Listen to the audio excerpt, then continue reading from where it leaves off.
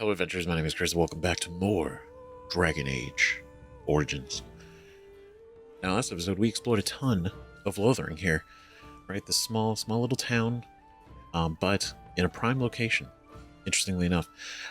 Overrun by refugees to the point where there is honestly no space, right? Both here in the tavern, but also in the chantry. It's just packed, like there's even people just camped out in the entrance of the town, and it's not looking great, you know, as far as for them and others, and the town itself. We found out that they've basically just been left to kind of fend for themselves, and the few Templars that are here with the chantry are basically the only line of defense for this place, and they're even stretched pretty thin. Right, so we had some conversations with the revered mother. We learned a little bit more about the chantry, right? About Andraste, and kind of the little bit of the philosophy and things behind that, and the power that the chantry wields, right? In a way, which is kind of a lot, honestly. Which to kind of piggyback on that, I think is really cool that we are playing not just a dwarf because it's cool, but also from Orzammar, from where we've never been to the surface, right? So it's a cool, and maybe some of the other origins are the same way, but I think it's just really cool playing a character that not only has no idea about any of this up here, like it's all new. I've never heard of any of this really, right? Not just the idea of the maker, which is you know, which has such an influence, such an impression up here, such part of so many people's lifestyles, and the idea of the maker being responsible for everything, right? Essentially their god. And the fact that we've never heard of this guy, it has no effect on our life. I think it's just an interesting perspective to have, you know, to come up here and be like, oh, you know, maker protect us, and we're just like, who what, you know? I just think it's kind of cool, right? Because it not only reflects it as far as like the view of like me as the player who doesn't actually know any of this, so me and Baragor here learning everything at the same time, but the sort of almost completely oblivious mindset, you know, almost gives a better view into situations because they're not clouded by, you know, preconceptions and societal norms, you know, because we're from somewhere so different, right? I don't know, I just think it's really cool. It's something I've been thinking about for a while. And so some of the big things we've done, right? We got into some combat, a number of new combat scenarios, which is again showing me how much I have to learn and how much I need to really maybe even just take the time to like really understand, right? Because I'm definitely not approaching this like it's an action game, but I'm not doing enough tactical work that I should be doing, that the game basically encourages you to do, both with the tactics system, but also like jumping between the allies, like utilizing the party as a whole instead of just kind of just Baragor, right? And then occasionally jumping around. It's like, use the party as a unit. Like, we're a team, we should play like one, right? And so I think I recognize there's a lot of things that I was catching myself doing, and a lot of things you guys were catching me doing and not doing subsequently. And so I want to make sure that, you know, I really absorb and take into account what we can do, what we should be doing. But as you can see, we got a new party member. In fact, two, right? We ended up meeting the Kunari, who is trapped in a cage. Not trapped in a cage, locked in a cage, right? Sten of the Barasad of the Kunari, which is apparently not just a society, right, and a people, but also the Kunari are a specific race, which I think is really interesting. It's really cool, and he definitely gives me it in a way, like in a comparison, right? Those that know, sort of like this, almost similar to Lae'zel from Baldur's Gate 3 in almost like the stoicism and the very like straightforward literal answers, but at the same time he's so intriguing because I want to know more about the Kunari, because that sounds really cool, but also, you know, his situation not really being super clear. Maybe it is, maybe it's not, I don't know, right? The fact that he was locked up because of being caught having killed an entire like family of people, right? And then when the people came to take him in to custody, he was found standing amongst them, amongst the victims, and he willingly surrendered. So it feels a little off. It feels a little strange, because he could have just ran. He could have left, right? So why didn't he do it? Why did he kill them anyway, right? We don't really know. We don't really know. Especially because they took him in. He was injured and this family took him in to help him, and then he kills them, right? Something's off, but he still surrendered. So it's strange, but we convinced the revered mother to release him to us, and so he's in our party now, which is cool, and he seems really interesting. And then we also just got Leliana over here, right? We came into Dane's Refuge, the tavern, and was immediately confronted by two of Loghain's men who were looking for Grey Wardens, right? Which now have a bounty on them, which is us, and also spreading lies that it was actually the Grey Warden's fault, and the Grey Wardens betrayed the king. The Grey Wardens are the reason that the king is dead, which is clearly a lie, which is not true. But Loghain's doing that, and I think that's really fucked up. But we got into a fight. We ended up surviving. They ran away with a message to Loghain, and Liliana here backed us up and actually agreed to join us. Not agreed to join, requested to join. Because according to her, she had a vision, she had a dream, and the Maker himself told her that she needs to help us defeat the Blight. And while we don't truly really grasp everything, she did tell us about the dream. She's on board, and you know, we can use all the help we can get, and we need a lot of help. So it's definitely been really interesting, and we got a lot to do here, as well as I'm gonna put a timestamp for everything. So don't worry if you're not into like the recaps. We're also gonna go over the Codex right now, because there's a lot that we picked up last time that I just did not get to read yet. So we're gonna do some Codex reading, then we're gonna continue on, because we got a lot to do.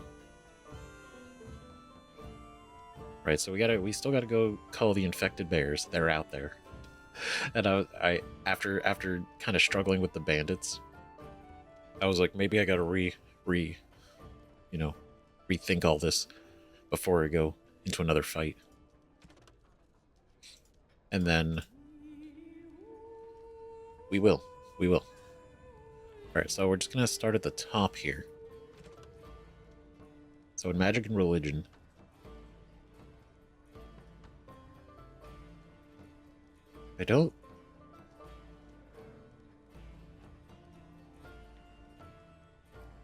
let's see, because we got this one. I think this one's new.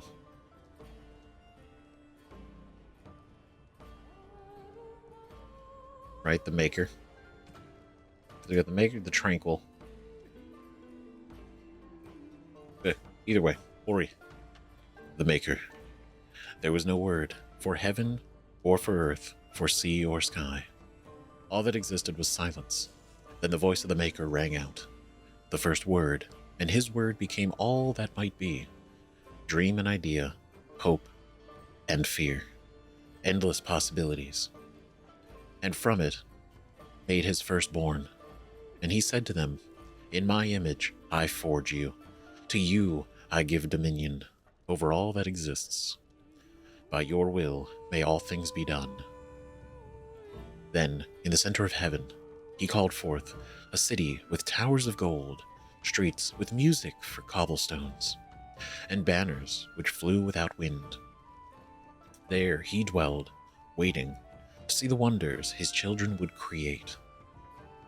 The children of the Maker gathered before his golden throne and sang hymns of praise unending, but their songs were the songs of the cobblestones. They shone with the golden light reflected from the Maker's throne. They held forth the banners that flew on their own. And the voice of the Maker shook the fade, saying, in my image I have wrought my firstborn. You have been given dominion over all that exists. By your will all things are done, yet you do nothing. The realm I have given you is formless, ever-changing. And he knew he had wrought amiss.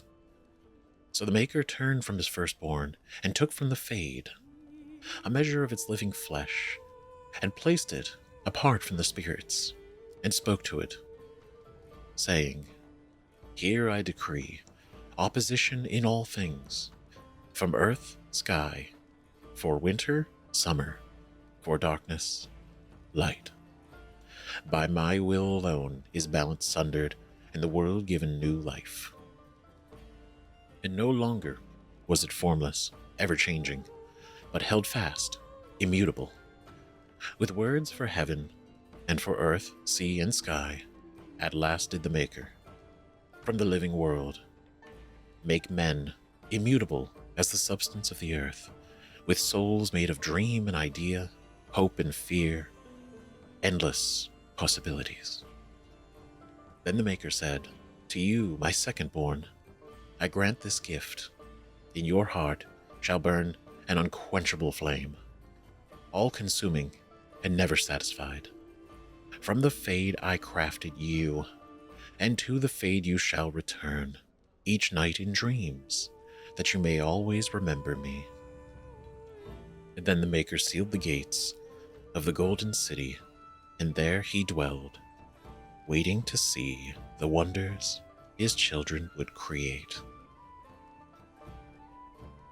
Thernotes 5:1-8.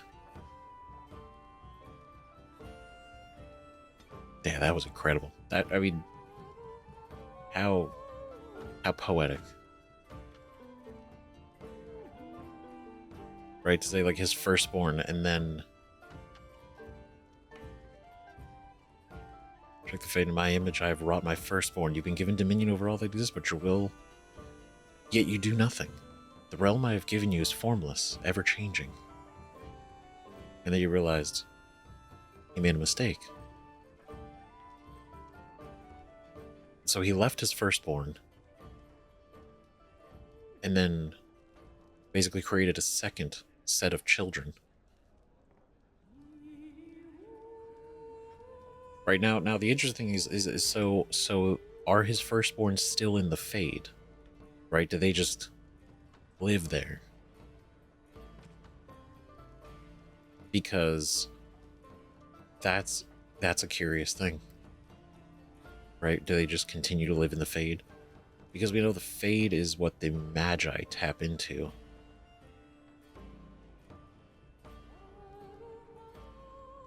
Right? But let's see. The next one, the Imperial Chantry. There are those who would tell you that the Chantry is the same everywhere as it is here. That the divine in Val Royale reigns supreme in the eyes of the Maker, and that this fact is unquestioned throughout Thedas. Do not believe it.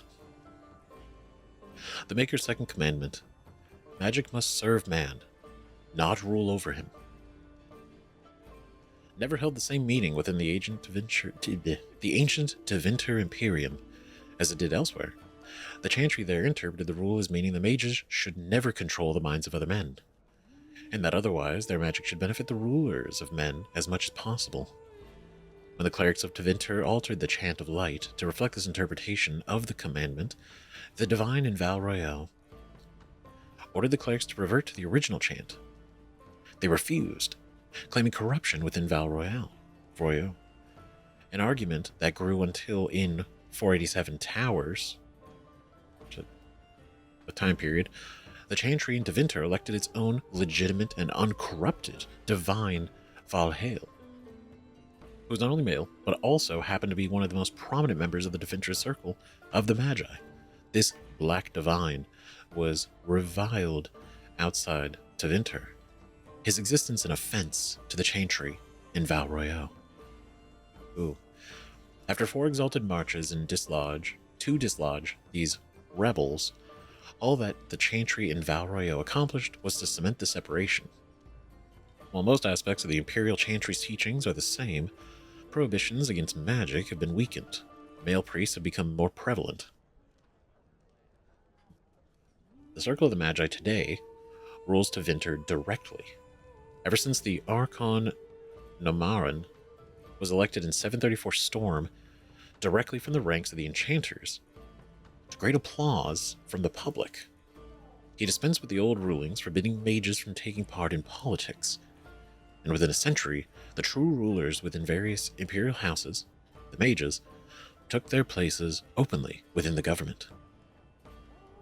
Oh wow. The Imperial Divine is now always drawn from the ranks of the first Enchanters and operates as Divine and Grand Enchanter, both. That's a big difference. This is utter heresy to any member of the Chantry outside of Tevinter. A return to the days of the Magisters, which brought the blights down upon us. But it exists, and even though we have left the Tevinter Imperium to the mercies of the dread Kunari, still I have endured. Further confrontation between the Black Divine and our so-called White Divine is inevitable. From Edicts of the Black Divine by Father David of Carinus, 811, blessed. Okay. That's interesting. So the Tevinter Chantry, right? Which is the Imperial Chantry, right? The Tevinter Imperium, the Imperial Chantry, that is functionally different than the Chantry outside of it. Right, which is why the Black Divine and the White Divine. So essentially, the Black Divine is specifically in Tevinter, and the White Divine is everywhere else. And the fact that they've introduced things that were essentially heretical to the way that things had been done. Oh, that's curious. Damn. And I mean, one thing in particular, right? Just the fact that they and what do I try to say? So it makes sense that there would be different interpretations of a commandment, right? Like anything else, it's written. You can't really ask the person anymore who wrote it specifically, be like, what did you mean? Right? So it's like, okay, you can only interpret what this is. And it says magic must serve man, not rule over him. Right? Which you could say like, okay, like my interpretation right off the bat, off the surface, is basically like, just because you have magic doesn't mean you are above everybody else, right? It should be used not against, not against each other, but it should be used as sort of like a benefit to benefit, humanity in a way, right? But that's just one interpretation. You could interpret things differently, and it seems very much that the Tevinter Imperium interpreted it differently, and they basically built around that And then the fact that there was like, okay, Magi can't and shouldn't be in government. And then they were like, yeah, but what if we changed it? What if we let them be in government? And yeah, right here, right?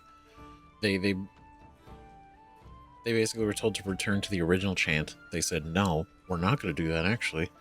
And then they elected their own legitimate and uncorrupted. We verified. We checked. All right? They're not corrupt. Divine. And today was not only male, which was so not normal, right? So that alone was already an issue that the clerics took an issue with, but to have then basically decided that all divines should be pulled from first enchanters is really interesting, because you could say, what does at that point, right? At that point, would that not make magic ruling over man in a way? Even though you're still serving them, the idea is you're in a position of authority now. So I don't know, but that gives a really interesting insight. And then obviously, please correct me if I'm interpreting anything wrong. Absolutely. Right. But I love these. This is great. Okay, right. So, Sacred Ashes of Andraste. We actually know that these are actually being looked for by the Knights of Redcliffe, right? Because apparently Aurel Eamon is in a bad spot, potentially dying. Hopefully not, but it's definitely, he's at a bad place. They're looking for the Urn of Sacred Ashes, which are Andraste's, and hoping to use those to heal Aurel Eamon from his situation, right? And we talked when we went to the Chantry here. Sir Donald was one of the knights sent to look for it, and it's not looking good, right? But their one big lead is Brother Genitivi, is their big connection, right? But I mean, if they're not even finding it, we don't even know if they're real, right? The idea is, it seems like a, in a way, like a, I don't know, kind of like a Hail Mary, like a last-ditch effort. Because whatever's ailing him is apparently such a big deal, or they don't know how to fix it, that they need like a holy artifact at this rate, right? And the Sacred Ashes of Andraste. Only one person witnessed Mafrath's betrayal. Havard the Aegis. A childhood friend of Mafrath, he accompanied his chief to the meeting with the Devinters, not realizing what was planned. When he understood that Mafrath was giving Andraste over to be executed, Havard, unwilling to draw swords against his friend and liege, placed himself between Andraste and the Devinter soldiers. The Devinters struck him down, and Mafrath left him for dead. Right, which we learned a bit about we learned a bit about this when we picked up the shield, right? But gravely wounded, Havard made his way to the gates of Minrathous to stop the execution. When he reached it, the terrible deed was already done. The armies on the plains long since dispersed. Havard, cursing his weakness, gathered the earthly remains of Andraste that had been left to the wind and rain, and wept. When his fingers touched the pile of ash, his ears filled with song, and he saw before him a vision of Andraste, dressed in cloth made of starlight. She knelt at his side, saying, "The Maker shall never forget you as long as I remember." The song faded and the vision with it, and Havard was alone, but his wounds were healed. With new strength, Havard took up the ashes of Our Lady and bore them back to the lands of the Almari. Fearing that Mafrath's supporters would defile them, Havard took the ashes of Andraste to a secluded place high in the mountains. and there he carved from the living rock an urn to hold them. Time passed, and the whereabouts of the urn faded from memory. Perhaps it was the maker's will that only the most worthy would find his beloved's final resting place. Now we only have the legends, such as that of the Chevalier Lothering, who quested to find the urn to save his dying daughter, and either found it in time to cure her or returned 100 years after her death. The ballads end less than certain on that point. From Thetis, Myths and Legends by Brother Genitivi. So, I mean, that's interesting. We know, and my interpretation, right, is Andraste is literally like, is the fact that it's referred to as his beloved, right?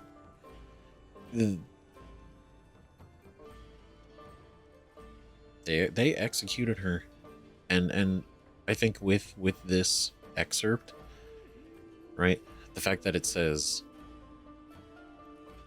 with this specifically, right, the Song of Ada Division with it, Havard was alone, but his wounds were healed, and with new strength, right?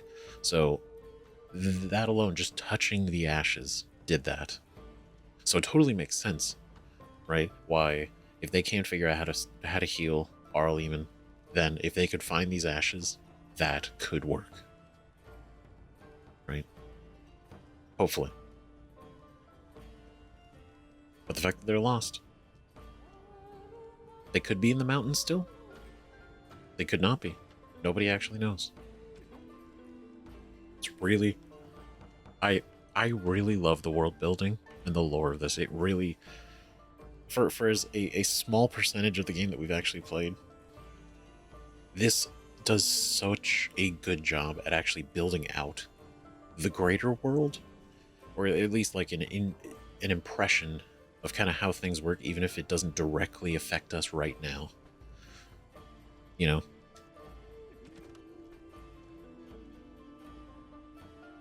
And so the update we got here for these, right, the Chastened, we read a little bit about it, right, when we were out in the Kokari Wilds with Rigby's notes and everything. But this is like an official entry for the Chastened. The Chastened Wilders have lived in the Kokari Wilds since the first wars with the Almari. Since the first wars with the Almari drove them southward a millennia ago. According to their own lore, they had always been a forest-dwelling people that adapted quickly to their new home. Game and fish are plentiful in the wetlands, and the Chastened thrived. Right, they were called the Chastened Barbarians.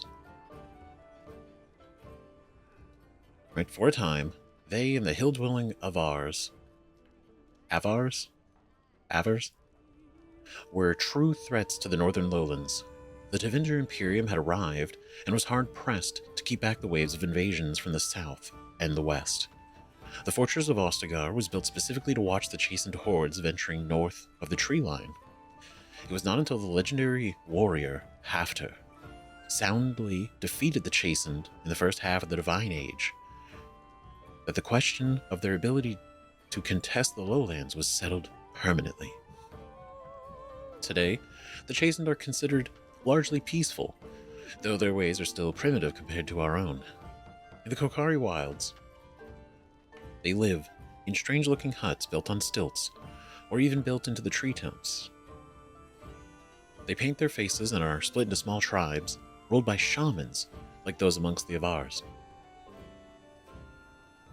There are many tales of these shamans having learned their magic from the witches of the wilds, witches that inspire as much terror as they do awe, and gratitude, even if there is no definitive proof they exist. In particular, the tale of Flemeth, the greatest witch of the wilds, is celebrated amongst all tribes. While there is no way to know how many there are in the wilds today, few travelers that pass through the forest tell of Chastened eking out an existence, even in the frozen wastelands of the far south. One can assume that should the Chastened ever organize themselves once more, we might have reasons to fear them here in Ferelden. We ignore them at our peril. From Ferelden, Folklore and History by Sister Katrine, Chantry Scholar. And see, obviously we get another mention of Flemeth, right? Which is our officially, verbally, the second mention, right? Because the first time we heard of Flemeth was in the first episode of the game, right? If you remember, we talked to the guard that was by the entrance to the Kokari Wilds and mentioned Flemeth, right? By name. And then subsequently, interestingly enough, meeting Morrigan. And it's like, ooh, who's this? Witch of the Wilds? Maybe? And it's like, nope, it's Morrigan. Okay. And then her mother, a lot older, is like, okay, this is definitely got to be likely Flemeth, potentially, right? And it was. And I think it's really, really cool. And then now the idea that the tales, right? Maybe it's true, maybe it's not, who knows?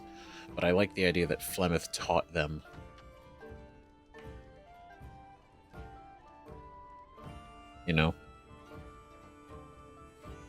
right, Shamans learn their magic from Flemeth. And seeing as how old Flemeth is, how long she's been around,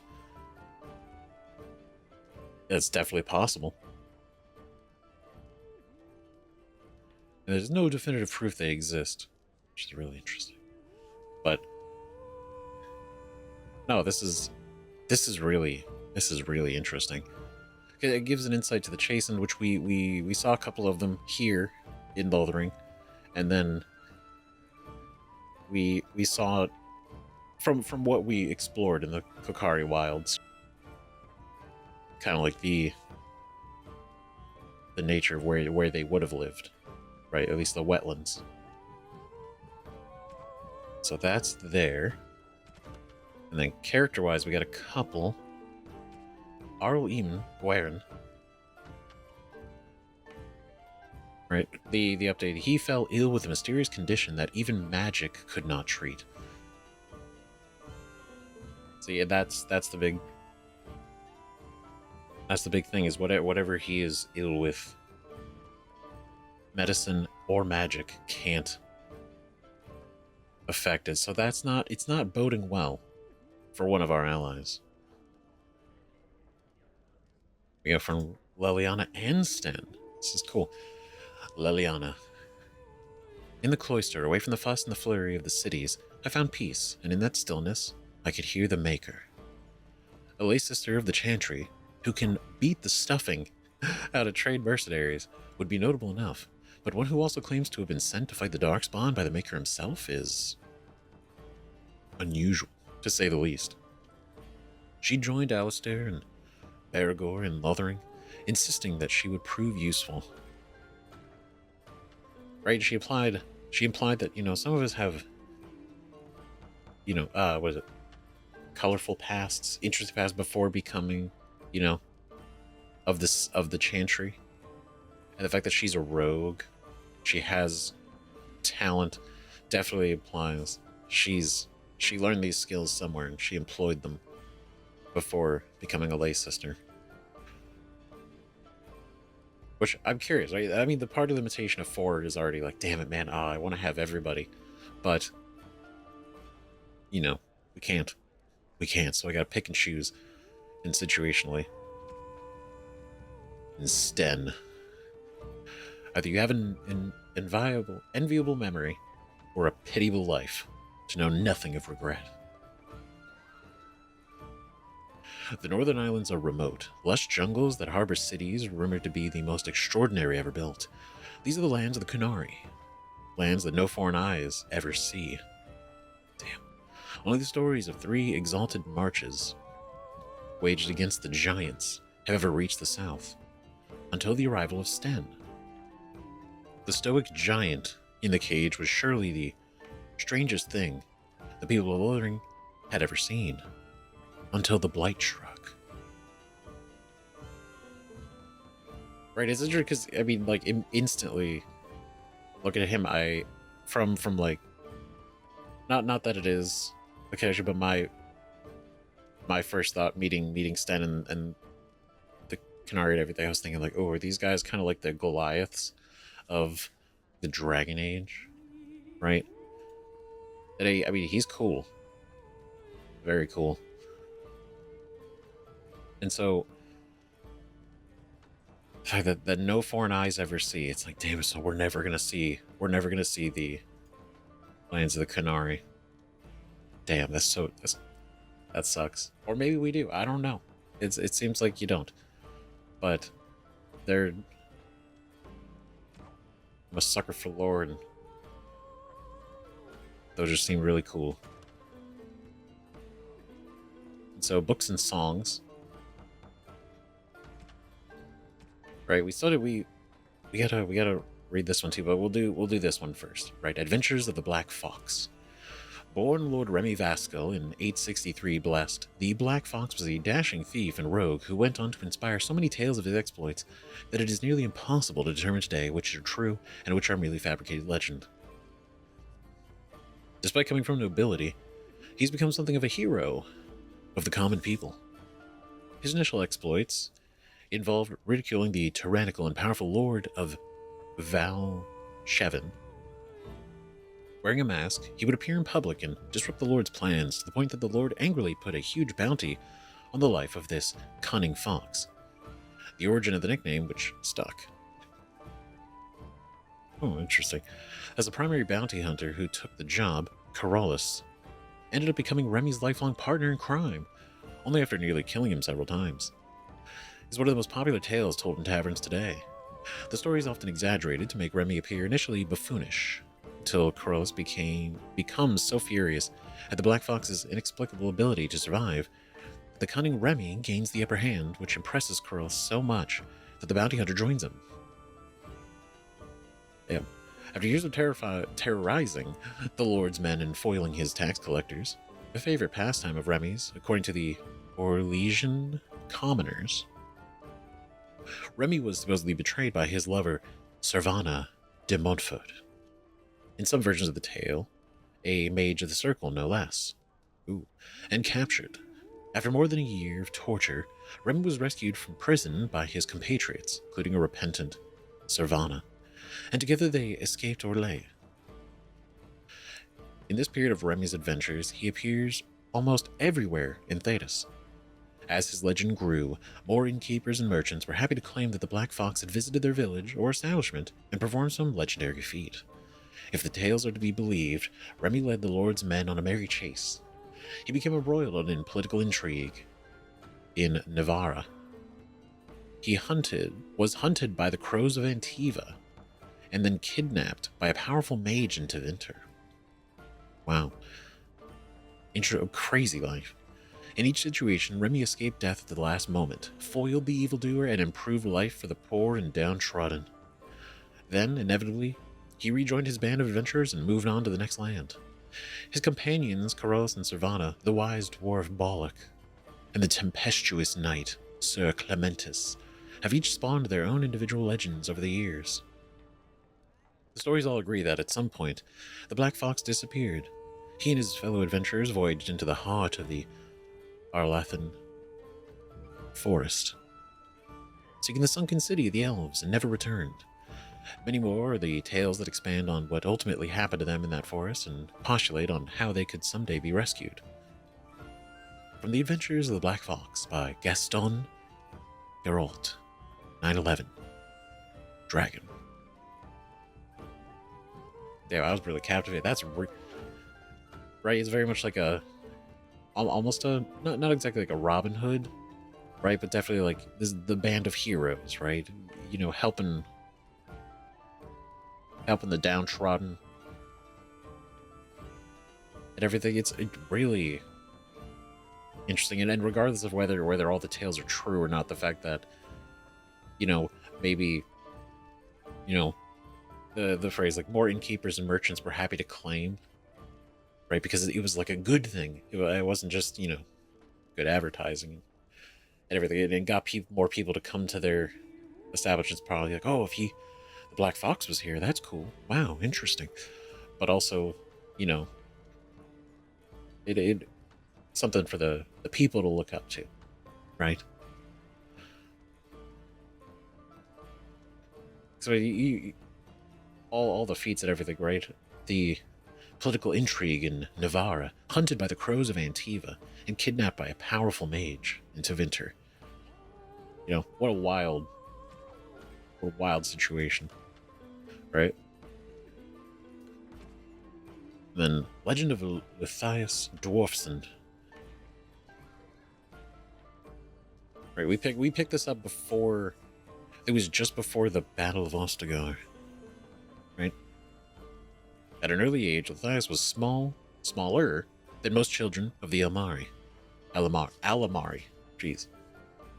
At the age of 12, Lithias saved Tutha, the son of the tribal chief, from his own dog.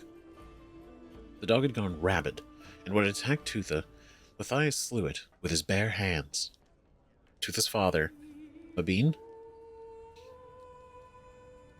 was impressed with Lithias' strength and bravery, and so took him as his own son. When Lithias grew to manhood, he became known for his charisma and bravery. While shorter than his fellow warriors, Lithias was stronger and doughtier than any warrior in the tribe. When Lithias was still a younger man, Mabine sent him to the dwarven city of Orzammar to negotiate an alliance. Mabine's tribe had come into conflict with other Alamari, and he needed as much help as he could get.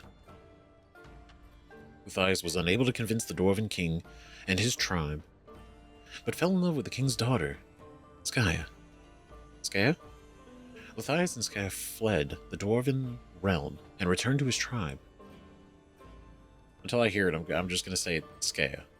Right? Skaya taught Lithias the art of fighting without pain, the berserker state known as the Battle Wrath. And with it, Lithias became a renowned warrior. Lithias led his tribe to many victories, till eventually he replaced his foster father as chief of his tribe. This peace would not last. During a feast between the tribal leaders, the Alamari, and the Avar, the beautiful and powerful Avar chieftain, Morriganon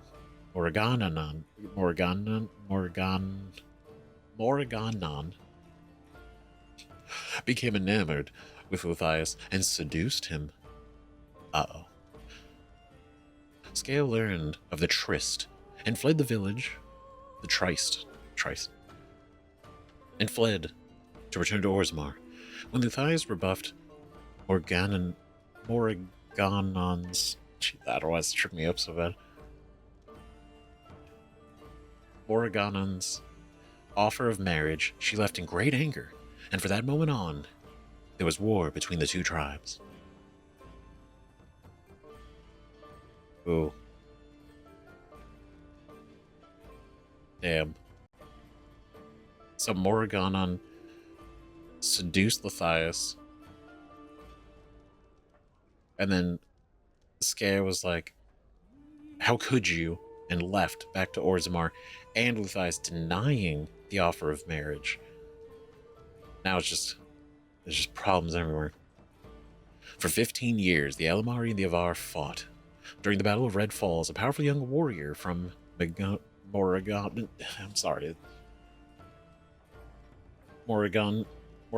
tribe challenged Lithias to a battle. Lithias was injured grievously, but slew the boy. Morriganon revealed that the boy was Lithias' son, conceived 15 years ago during their tryst. Oh my god. What a twist. She cursed Lithias as the murderer of his own kin, and the Battle of Red Falls turned against Lithias. That's fucking crazy. Morriganon defeated Lithias in battle after battle, until the Alamari were driven to the foothills of the Frostback Mountains. There, Lithias made a last stand. In the night, before Lithias' final battle, Skaya came to him and offered him a dwarven suit of chain in exchange for a night together. Lithias agreed and wore the armor the following morning in battle. The battle was fierce and bloody, and Lothias met Morganon in personal combat. In the end, Lothias slew the warrior woman, but not before conceiving a mortal wound to his heart. The chain inexplicably unable to block her final blow. Lothias died, and after the battle was done, a party of dwarven warriors came down from the mountain and took the body of Lothias back to Orzammar. From the legend of Lothias Dwarfson. Author, unrecorded. Circa 350. Ancient. Whoa. I'm sorry, genuine, that actually caught me off guard. That actually threw me, reveal that the boy was Lothias' own son, conceived 15 years ago. It's like, holy shit, wow. And the whole thing is like, she was playing the long game. She was playing the long game with this. Now, did she intend him to kill his own son? She figured that him not knowing definitely would, and that would give leverage. But this is interesting, right? Because a dwarven set of chainmail, right? Good armor, but apparently not good enough to actually block her final blow. Which the question is, intentional or not, right? Did Skea come to do almost the same thing as Morriganon? In a way, have the night together, maybe have a child, maybe he doesn't know about it, right? In exchange for the chain, which would be good, but maybe not really good enough to truly protect him. Who knows, right? I don't know. I'm not going to read into that too hard right now. It is a legend, but it is quite the legend. Right, more controls, job board, heavy armor. Right, the job boards are cool. I like those. Those are really neat. And this one, Maleficarum Regrets. I won't go back. Let them hunt and dread finding me. But you, Melis, should not live this life. It would please me if you found a life in the Circle Tower. Left a few things there, mostly stolen from the enchanters. Sell them to fund a new path. The cash is in the study area. Middle alcove. Goodbye. Belgrus.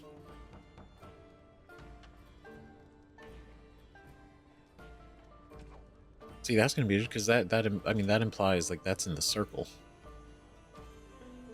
The Circle Tower. Which eventually we will get to. Right, because we got these, so the Earl of Redcliffe and Paragon of her kind. Right, you need to travel deep underground to the fabled dwarven city of Orzammar to earn the trust of her king and dwarven troops for your army. Which we know from speaking with the tavern keeper here.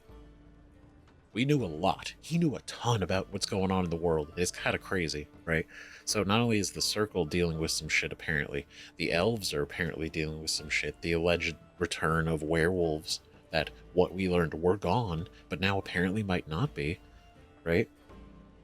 And then we also learned that the Dwarven King died. The king, that was the king when we left at the beginning of the game in episode 1. So now there's a new king. I mean, we don't know who that is, right? Nature of the beast. The wandering Dalish elves, if brought together, are a force to be reckoned with. While they remain suspicious of outsiders, they still honor the old Grey Warden treaties. Go to the Dalish elves and seek their help to fight the Blight. Broken Circle. The Circle of Magi is a group of powerful mages. If you can enlist their help, they will prove formidable against the Darkspawn. The Circle Tower is situated on Lake Calenod. And then Lothering and the Imperial Highway. You've arrived in Lothering and may rest and resupply here. Past the village lies the Imperial Highway, the road that runs all through all Ferelden. The highway will take you to the various places you need to go. Redcliffe, the Brazilian Forest, Circle Magi's Tower, and the Dwarven City of Orzammar. Alright.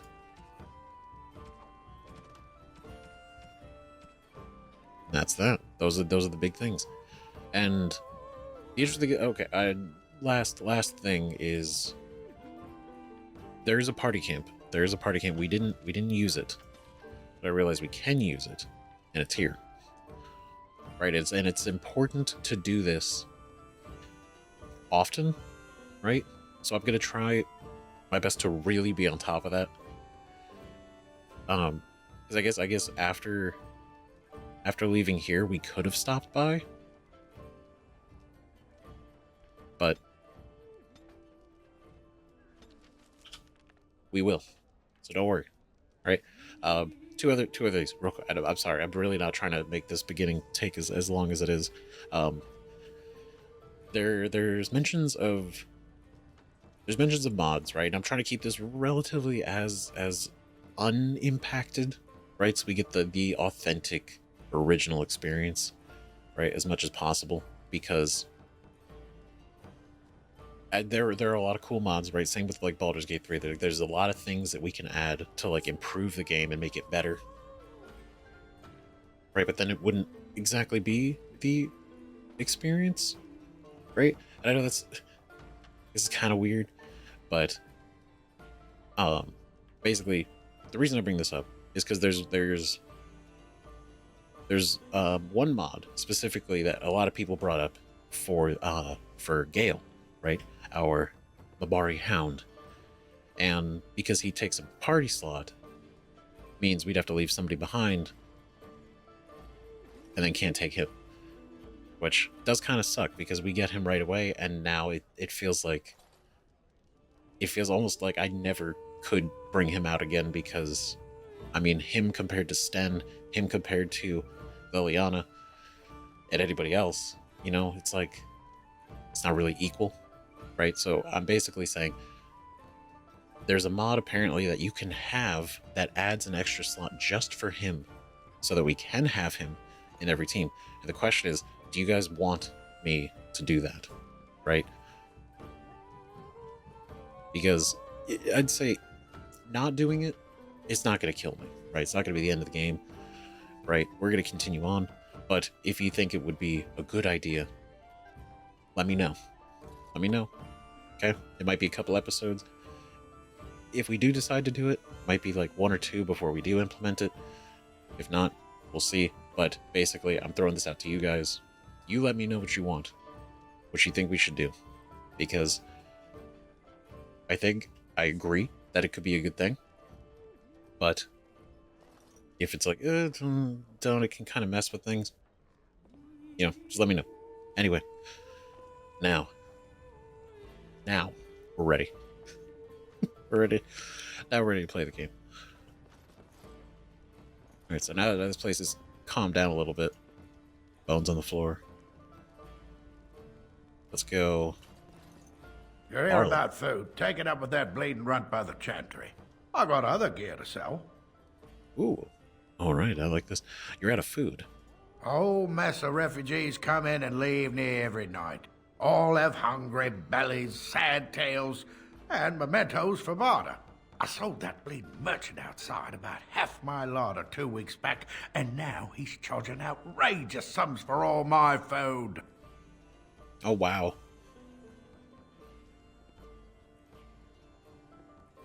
Yeah, he definitely seems like the guy who's taking advantage of this whole situation. All right, I get it. Hard times for everyone, but don't worry about him. I took care of it. You did? Well, I don't know what to say to that. Thanks. You got it. Let's see, show me what you've got. Ooh, here we go. Nice. Okay, so I definitely want all 3 of these. Definitely want that. I want the injury kits for sure. Definitely gonna need those. Ooh. Wait, there's recipes too? That's interesting. Oh shit, okay. Well, we definitely probably want the injury kit recipe. It needs improved herbalism, but still, having the recipe I think is a good idea. Incense of Awareness? I don't know what that would do. Lyrium potion recipe is probably good. It's 91. So maybe, maybe not. I don't. We can come back for it. Glamour Charm. This minor magical charm captures the viewer's attention and distract. Ooh, pretty. What could that be for? Okay, there's traps, dust, flasks. They definitely need flasks.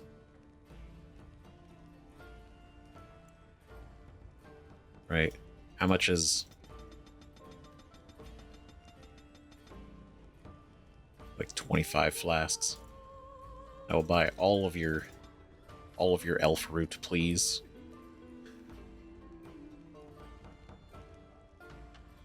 Lyrium dust. This is lyrium found in natural powdered state, ready to be incorporated into potions. After inhaling lyrium dust, the user regains a small amount of mana.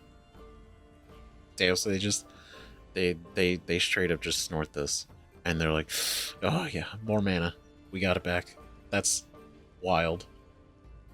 Magic.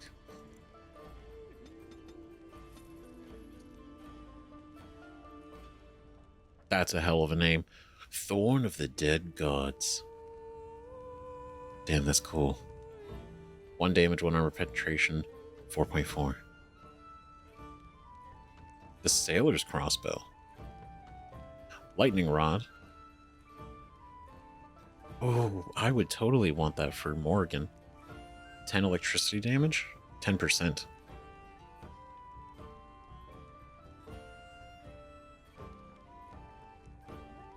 War Paint. That's sick. Mabari War Paint. 1 stamina regeneration combat. Caddis of the Corsair. War Paint of the Vanguard. That's sick. Okay. Amulet of the Accord. 10 physical resistance, reduces hostility. Golden Rope Necklace. It is a gift. This unique necklace is made of delicate gold strands twisted together in a thick rope. I will take the gift. Oh, this is also just ale gift. A mug of watered down ale. Sure. Shiny gold ring. A simple gold band polished in a mirror-like shine. Sure. I don't know who we give these to. We'll find out. We'll figure it out. I do kind of... This might be a good thing. It's expensive. It would basically be the rest of our money. So I kind of don't want to get it yet.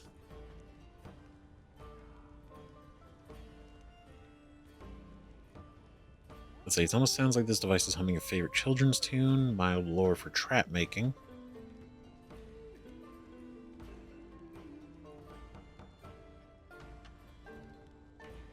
Oh wait, no, here it is. This is the recipe. I'm so stupid. Like literally, this is okay. Small lumps of curious resin that can be burned to release fragrant smoke. This instance makes the user more aware of surrounding action, but less able to resist hostile influences, granting a bonus to defense but penalty to mental resistance. Oh. Okay. User more aware of surrounding action. Less resistant to hostile influences. Bonus to defense, but vulnerable mentally. Okay. Not sure that yet, but... You're here about food. Take it up with that bleeding runt by the chantry. I got other gear to sell. Alright, know of any well-paying work in Lothering? Check the chanter's board by the chantry. There's good jobs there. I don't suppose you know anything about, poison?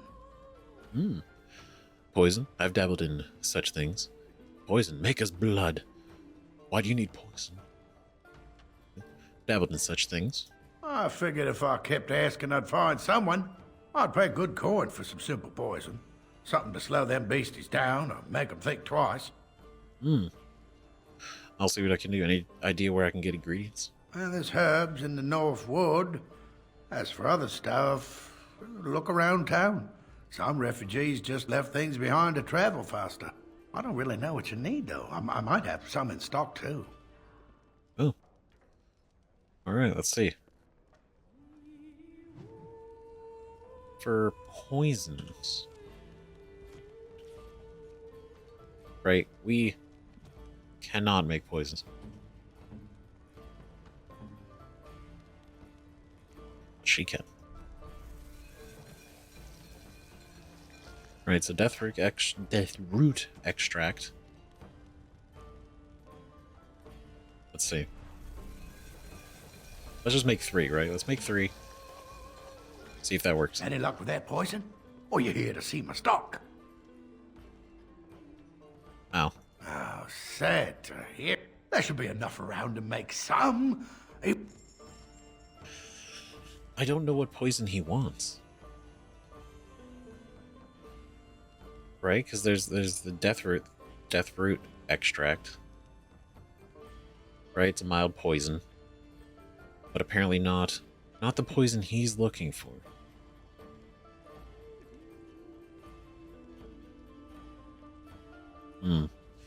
Maybe it's the other poison. So if we go here, do this, like venom. Right, so we need a toxic extract. But I don't think he has toxic. He does not have toxic extract. Oh, you hit.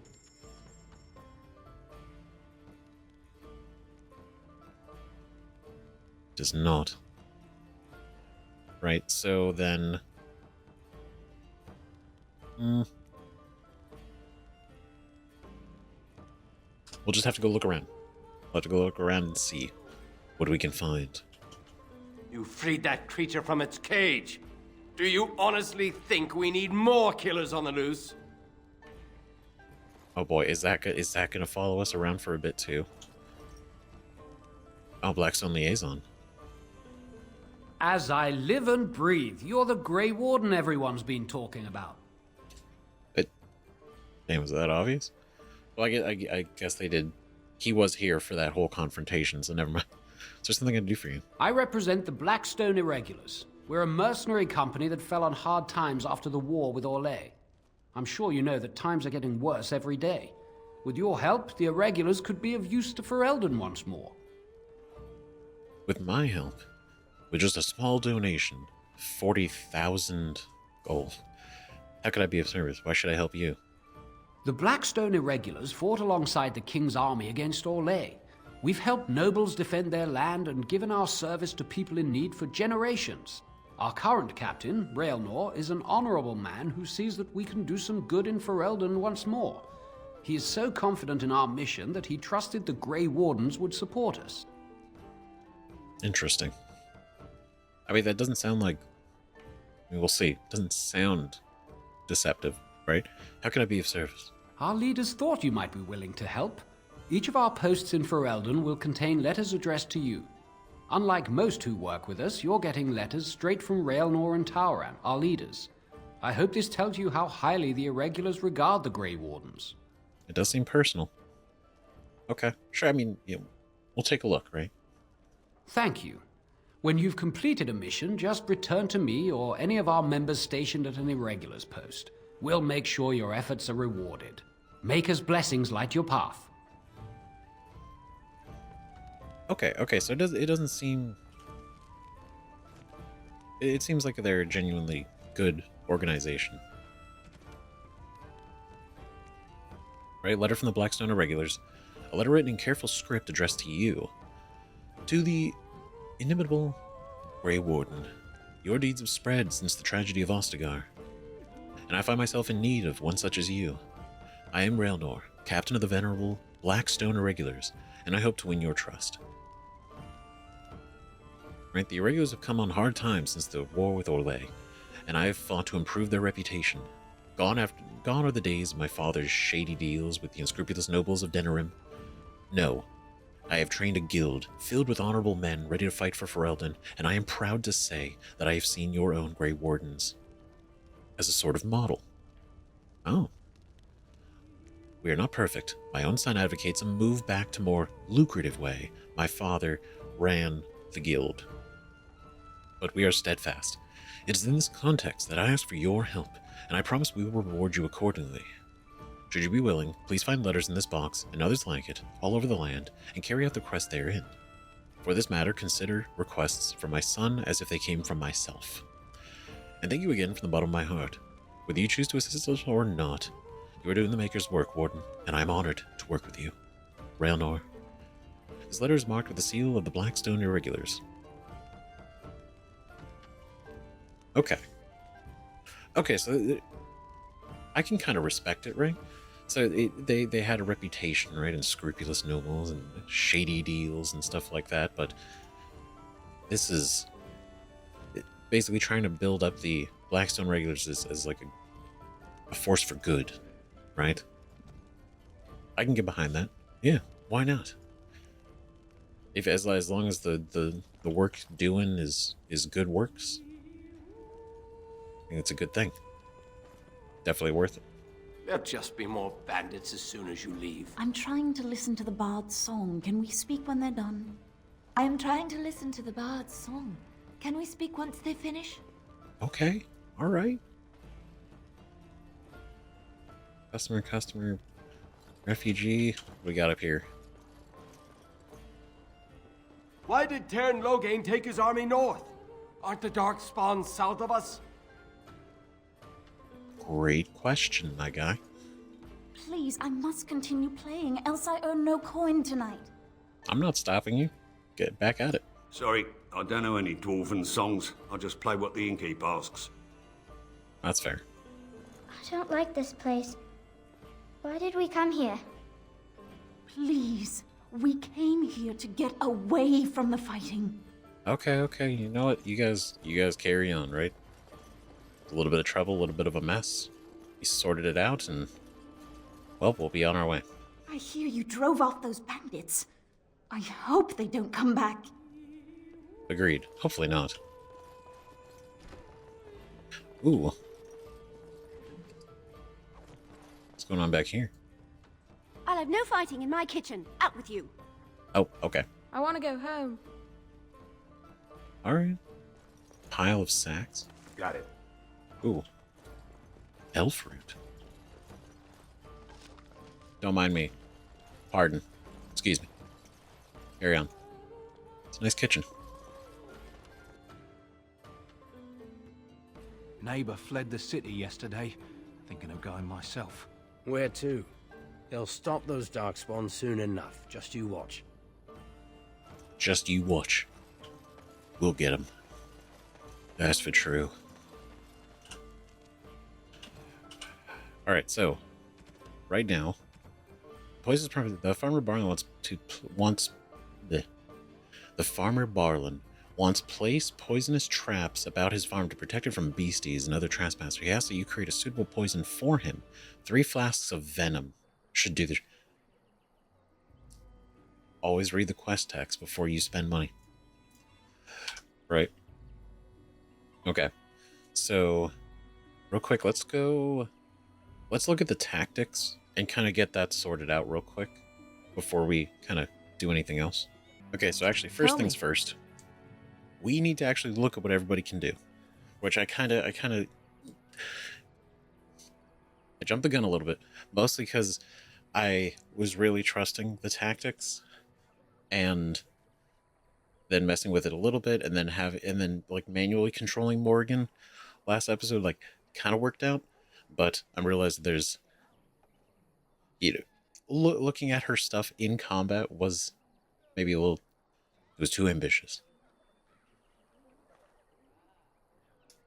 Right, so Winter's Grasp, Primal, activated medium range, 8-second cooldown, cost 20 mana. The caster envelops a target in frost, freezing lower level targets solid. Those with resist suffer a penalty to movement speed. Those that resist. Okay, so lower level targets will freeze solid, which is what was happening for some of them. But if they don't freeze solid, they at least slow down. So it affects them one way or another.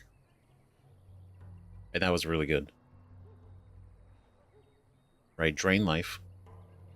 Caster creates a sinister bond with the target, draining its life energy in order to heal the caster. Now, this was... It was decent. Definitely doesn't heal as much as a... Well, as much as an actual healing item does, but... It's something. And then Disorient. Medium activated cooldown. The caster engages in subtle mental manipulation that disorients the target for a short time, making the target a less effective combatant by inflicting penalties to attack and defense. This is pretty good. Right?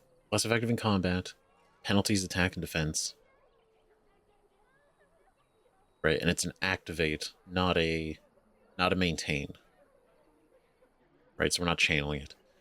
And then vulnerability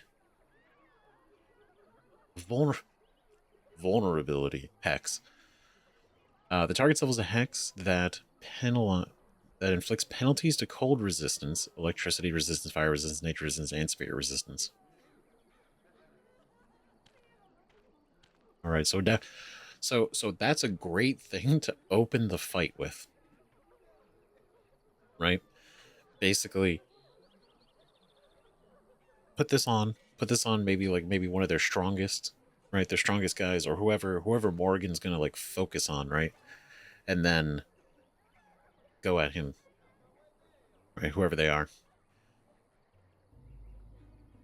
Damn, that's pretty good.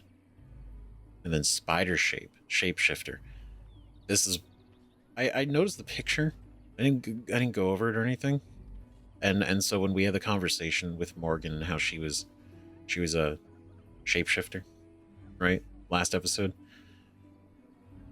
It kind of makes sense. It's like, oh, okay, cool. So she can turn into a spider. That's pretty sick. Sustained personal upkeep 50. That's a lot, right? But the shapeshifter can transform into a giant spider, gaining a large bonus to nature resistance as well as spider's web and poison spit abilities. The caster's spell power determines how powerful the form is. Oh. With Master Shapeshifter, the mage becomes a corrupted spider, growing still stronger and gaining the Overwhelm ability. That's really cool. Right? Spell power determines how powerful the form is. So, in here, right? Got, oh wait, no, this is what I'm looking for. It is here.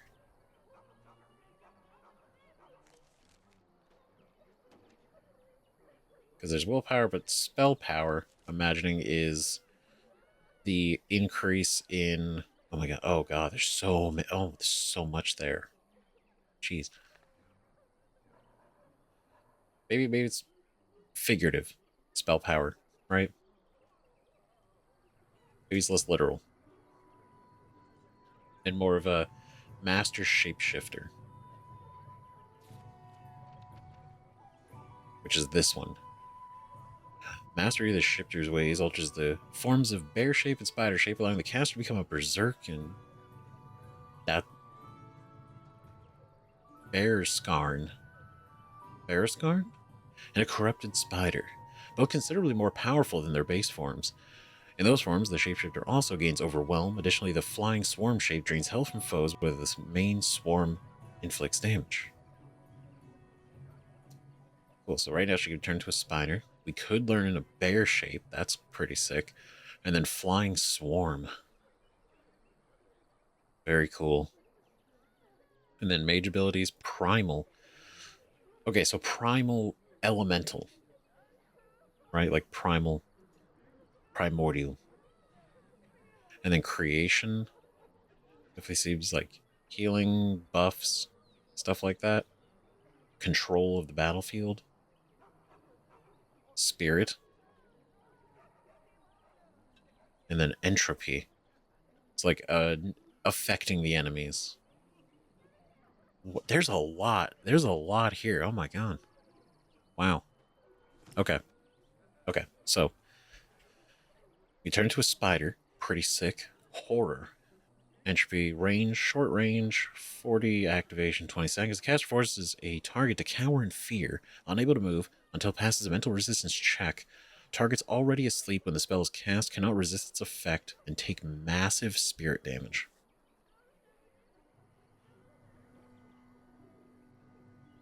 Damn, that's pretty cool. So this forces them to cower. So basically it's a fear, but not in the same way to cause them to run away. It's like they're cowering in place. That's cool. Mind Blast. Right, the caster projects a wave of telekinetic force that stuns enemies caught in the sphere. Oh, that's cool. So it's these a lot of these are certain targets, like individuals. This one is multiple targets. Right? Whoever's within personal range. Right? Lightning, which we used a bunch. Really good. Cast fires a bolt of lightning at a target, dealing electricity damage. Friendly fire is possible. And then frost weapons. Sustained upkeep. When this mode is active, the caster enchants the party's weapons with frost so that they deal additional cold damage with each melee attack. Which also probably would have been really good to use. It's a lot of upkeep costs, though. Right, but that's all part of the tactics. It's all part of the tactics. I think doing that and then put that there. Lesser injury kits. Yeah, we both need them. What can I do?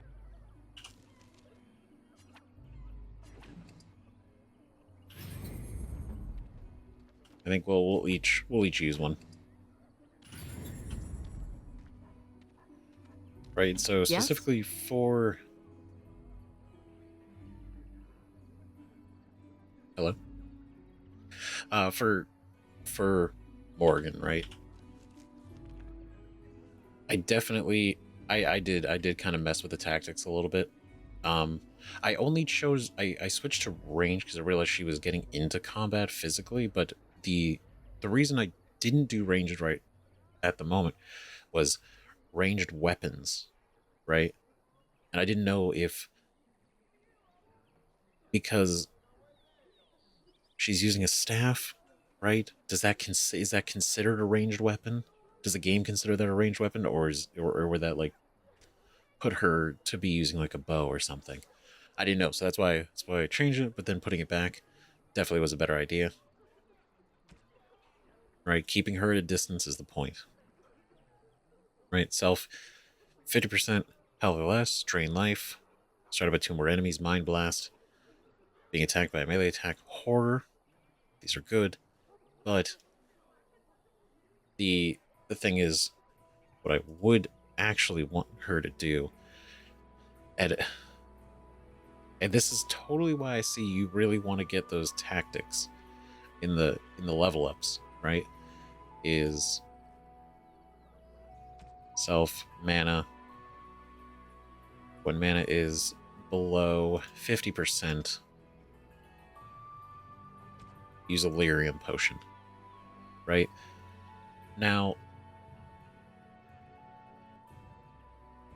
the only thing is she won't do anything else. That's the only thing, is according to these tactics, like she won't use lightning and she won't use Winter's Grasp.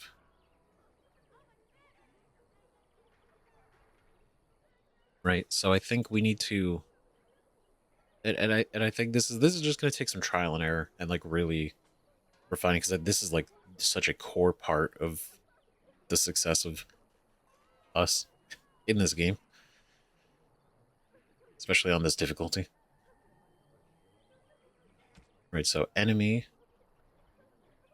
we'll do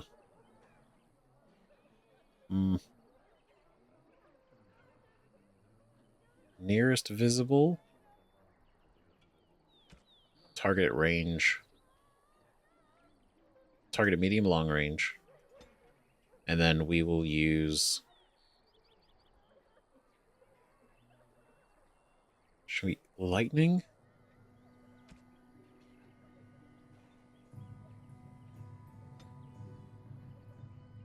Is it red because it doesn't work like that?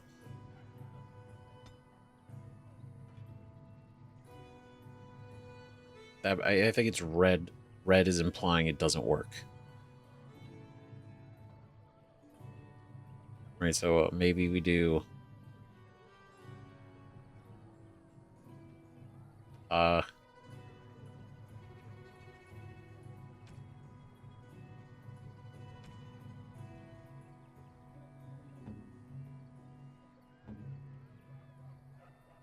don't know, is that... I mean, I can just save them, I can just keep the defaults, right? I could. And maybe we should, right? Maybe I should just... Or is red because it's enemy? Maybe I'm reading into that wrong.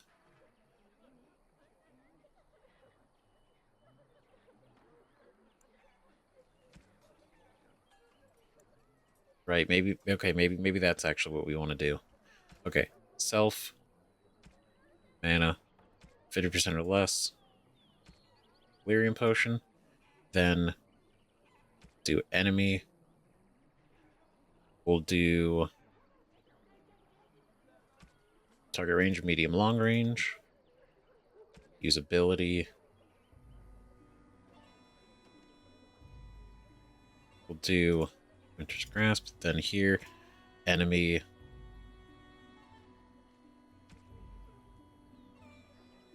oh,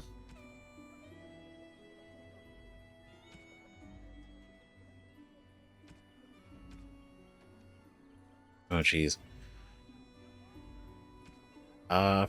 With the highest health,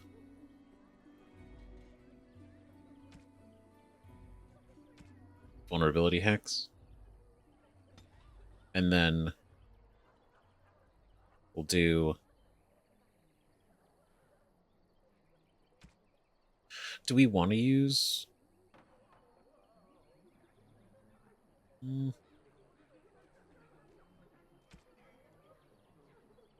Because we want her to be always right. Short, medium range, usability.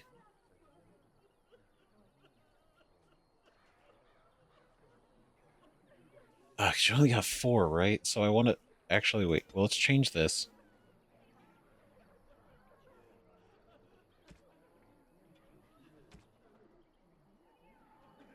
Being attacked by a melee attack. Then we will use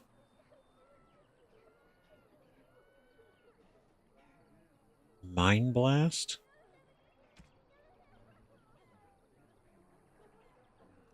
Right, stuns enemies. I think that works. Right? It's again, if I take control of her, you do a little bit more stuff, but as far as like leaving her on her own, I feel like it's not that bad. Right? Well, Liliana. Now we can look into this, right? So, rapid shot.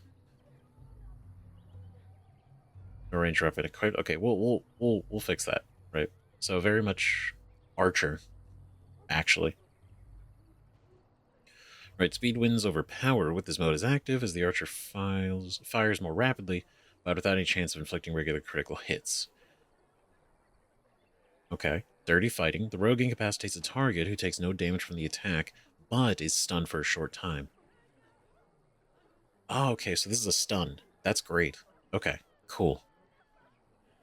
Doesn't take any damage. Right, from this, but is stunned. Now the question is, does attacking the stunned character, right, the stunned enemy, does that break the stun? We'll see. Right, pinning shot. Shot to the target's legs disables the foe, pinning the target in place until it passes a physical resistance check and slowing movement speed otherwise. Also really good. So having her and Morgan attacking from a range, right, as the enemies are coming in, them attacking from a range and waiting them to come to us versus me running into them, that's a good idea. Song of Valor. The bard sings an ancient tale of valorous heroes, granting the party bonuses to mana and stamina regeneration at a rate affected by the bard's cunning. The bard can only sing one song at a time. She's got a bard. She's bardish. That's really cool. That's going to be huge. We got Crippling Shot. Carefully aimed shot hampers the target's ability to fight by reducing attack and defense if it hits. Although the shot inflicts only normal damage, the Master Archer talent adds an attack bonus while firing the Crippling Shot. Alright, nice. Below the belt, the rogue delivers a swift and unsportsmanlike kick to the target, dealing normal combat damage as well as imposing penalties to defense and movement speed unless the target passes a physical resistance check.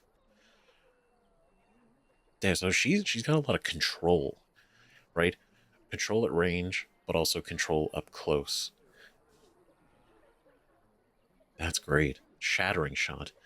The Archer fires a shot designed to open up a weak spot in the target's armor. The shot deals normal damage if it hits and imposes an armor penalty on the target. Very cool. Okay, so then we could just leave like this. This seems to work, right? Self any Song of Valor, Rapid Shot, and then any target using melee range, fire Crippling Shot, and then targeting a controlled party member, right? Focusing attack if an ally is being attacked. I think that actually is okay. This actually seems good, but I do want to leave behavior ranged. And with that being the case,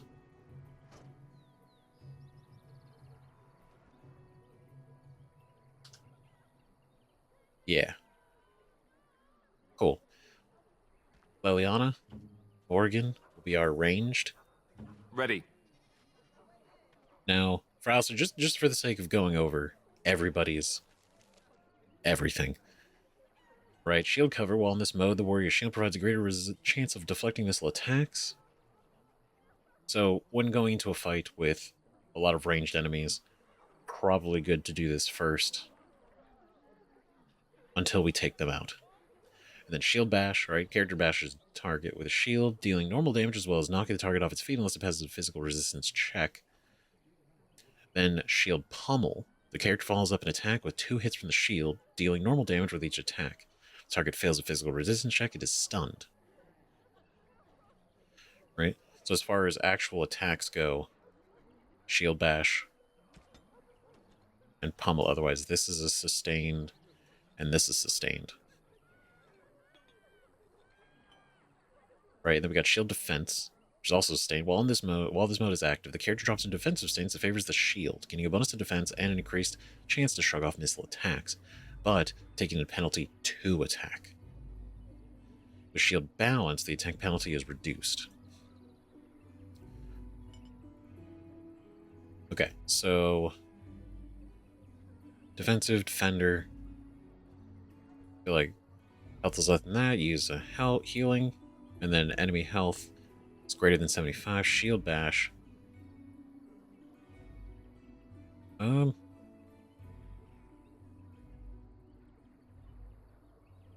Like, I get I mean, maybe not greater than 75, because then once they go below 75%, right, then he just stops doing this until here. So maybe, are you specifically going after enemies first with Shield Bash? But then he'll still keep using it? And Shield Pummel? I feel like that works. I feel like that's fine.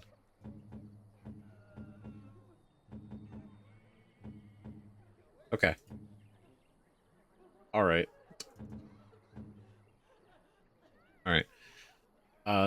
Leliana cannot heal herself with these tactics, but if she stays ranged, she might not have to.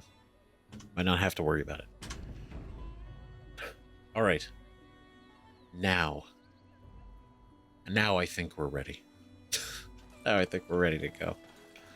Let's go after these bears, right? Let's do that. Let's do that first. Let's get into the action. God, I don't know how long this has been. If this intro has taken this long, I'm so sorry. I just really wanted to go over the Codex, and I wanted to kind of go over tactics and really look at everything before pushing on. But I fear that it has taken a bit of time. But now,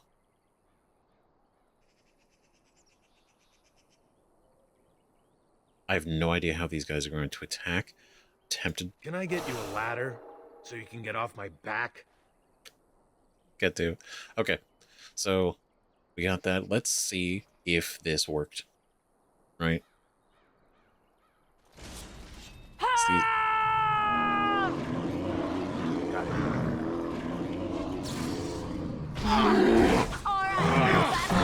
Okay, just getting enough into aggro range, and then backing out. Right. How about you?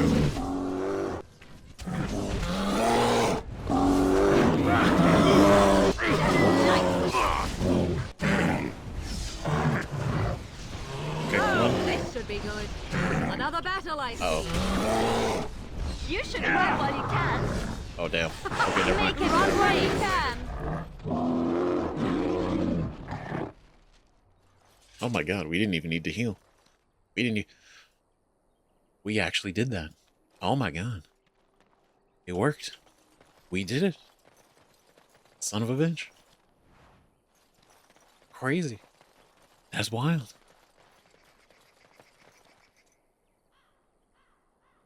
What the... Oh god, there's... Ew, that's disgusting. Okay, great work, team. That was incredible. My god. Okay. Good synergy. Oh, that's disgusting. Okay, so let's see what we can do, right? All of these disease bears are dead and no longer a threat. Do we fight them? It's not really a reason to, but they don't seem to be... It's not a good thing they're here.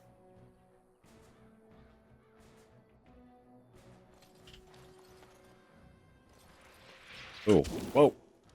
Okay, they're like homing web. Guys. Together. We'll learn. Let's grab some glory! Is that all you got? Jeez. Can I get you a ladder so you can get off my back? This is where we get the... Okay, cool. Okay, so we definitely need to fight these guys anyway. You forced our hand. Oh, nice. Okay. All right. Make them preserve us. Uh-oh. And never like this part. This part takes forever. Oh no. Fucking horror in that I am your death.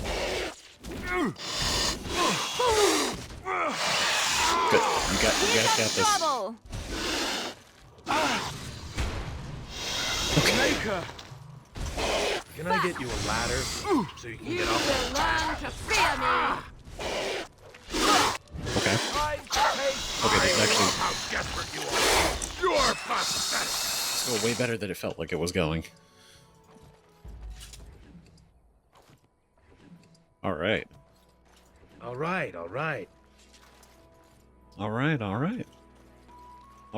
Can I get you a ladder so Very you can get cool. off my back? You need something? Nice. Sweet. So we can actually turn the toxins now. That's awesome. Cool. Well, that was very convenient that was there. I know he said the northern wood, and I keep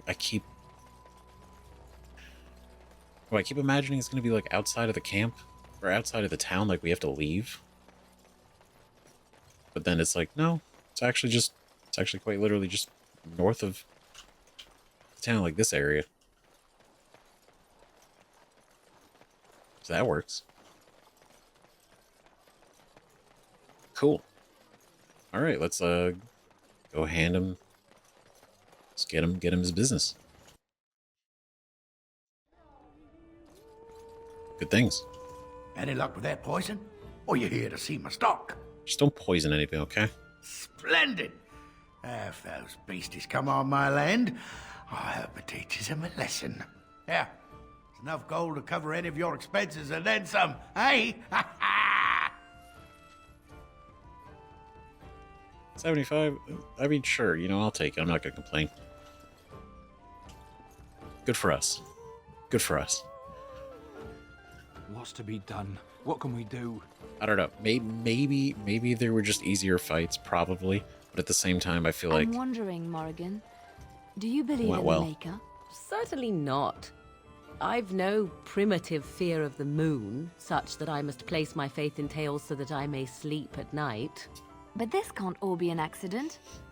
Spirits, magic, all these wondrous things around us, both dark and light. You know these things exist. The fact of their existence does not presuppose an intelligent design by some absentee father figure. So it is all random then. A happy coincidence that we are all here. Attempting to impose order over chaos is futile. Nature is, by its very nature, chaotic. I don't believe that. I believe we have a purpose. All of us. Yours, apparently, being to bother me. Oh, it's gonna keep being so good. But oh, yeah, that is a really cool, it's a really cool idea. It's a good thought experiment, right? Because I mean, it's the eternal thought experiment, right? Is there a purpose? Is it real? Is it not real? You know, does everything? And I mean, in a way, Morgan is right. You know, like nature, and it's very, by its very nature, is chaotic. It just is. But there's always that wondering, right? Maybe, maybe not. Never know. The path of righteousness is full of hardship, but the Maker smiles upon its travelers. And the stars stood still, the winds did quiet, and all animals of earth and air held their breath. All was silent in prayer and thanks. Yeah, that was enough to level up too. Very cool. Honestly, dude, Devins has got a hell of a job. The fact that he can only talk using the Chant of Light, and so having to like pick the exact lines from that chant that kind of get across the point he's trying to make, because he can't speak in any other way. I feel like that's wild. Specialization. You have just qualified for a specialization. Wow. With no interest. A customized form of a character's base class. Each offers a unique set of advanced talents and benefits. Characters may have up to 2 specializations. Oh, cool. First becoming at level 7, second at 14. But first, you'll need to find a trainer. Oh?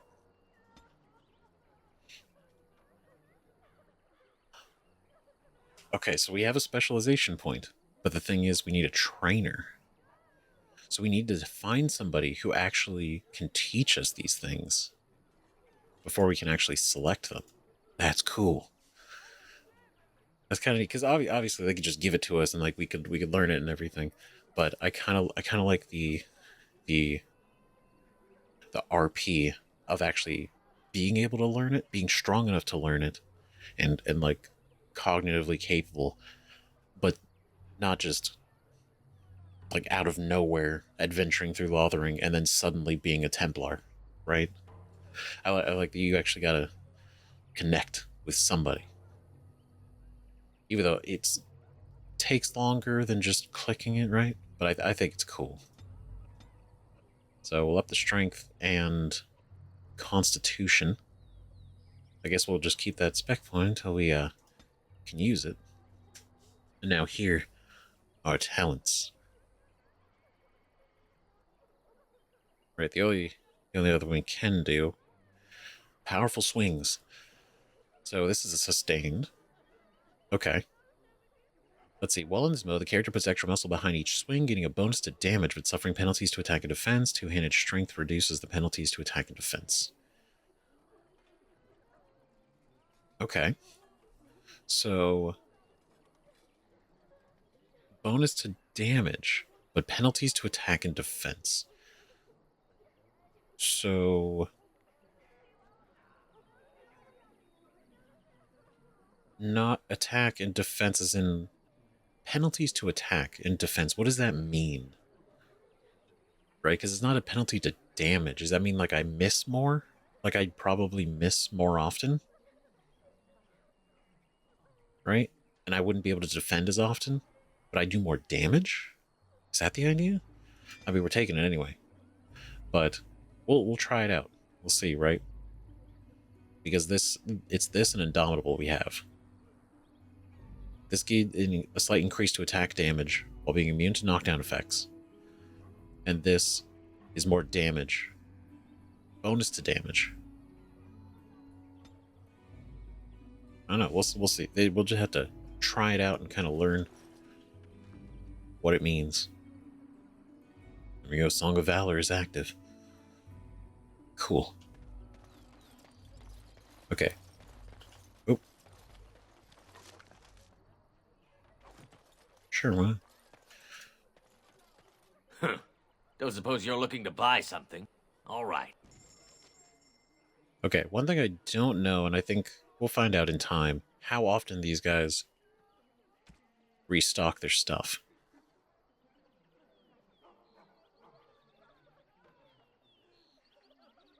Right, because I want to...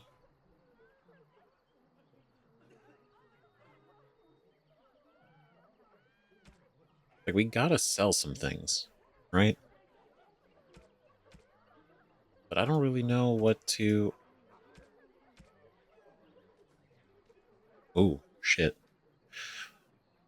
I don't think there's anything we need to sell right away, right? Not really. Hold on. Okay, so we got that. Oathkeeper. 8.4. Crit chance 2.4. It's a main hand longsword. 1.5 armor penetration. 10% to healing effects received. So is that's maybe that's better than Alistair's? It is. It's better than the Warden longsword.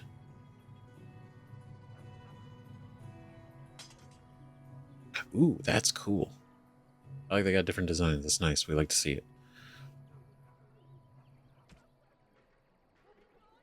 I want to give him this, so when he levels up, hopefully I can give him the Aegis.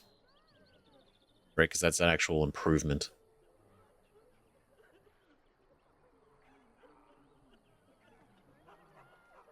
These are the same. Okay. Alright. Nice. Looking good. Now what do we do? Are we done with Lothering?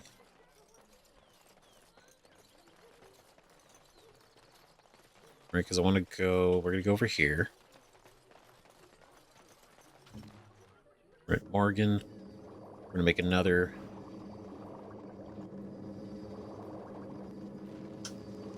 bunch of those. Have any luck finding herbs in the woods? I found them. You could have warned me about the danger. I could have mentioned to wipe your ass after you squat, too. Figured you'd piece that together on your own, though. This will help many people. You're a good sort, you know. Well, do what you can, right? There we go. Quest complete. We did it. Oh, yeah, that does it. That completes all of our Lothering quests. Very cool. Okay, creatures. Bear. No beast is more beloved by Dirthaman than the bear. When the world was new, Dirthaman gave one secret to each creature to keep. The foxes traded their secrets to Andruil for wings. The hares shouted theirs from the treetops. The birds sold theirs for gold and silver. Only bears kept Dirthaman's gift. Deep within their dens, they slept the months away in the company of their secrets and nothing else. When Dirthaman discovered what they had done with his gifts, he snatched the wings from the foxes, silenced the voices of the hares, and turned the birds into paupers. But the bears he honored for their steadfastness. Transcribed from a Dalish tale, 9-8 Dragon.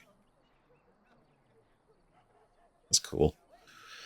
Normally, it is almost unheard of for bears to attack travelers. They are, in fact, so shy and so inactive during the day that most people never encounter a bear at all. However, should a bear be provoked, they are remarkably dangerous. The normally placid-seeming creatures become enraged and can strike massive blows with their paws, capable of knocking a man off his feet. Which is why I was worried about them. I was like, I want to make sure we're right before we try to fight them. Which also goes to show that Morrigan becoming Bear Morrigan, is probably also no joke, right? And the giant spider. Giant spiders tend to appear in old ruins and other places where the veil had become thin because of magical disturbances or a great number of deaths. In such places, spirits and demons pass into the world of the living and attempt to take control over living beings, spiders among them. Not all scholars accept this explanation for the presence of these beasts, however. Some claim that the thinning veil allows magic to leak from the Fade, tainting such creatures as these spiders to transform into larger and more potent creatures than they ever would become naturally. While such spiders are known to possess powerful poisons and the ability to fling their webs at opponents in combat, studies of them have been so few and the full range of their abilities are unknown. Because I'm sure most people don't make it back or long enough to actually study them. They just die. Okay, let's see. What do you need? Ask away.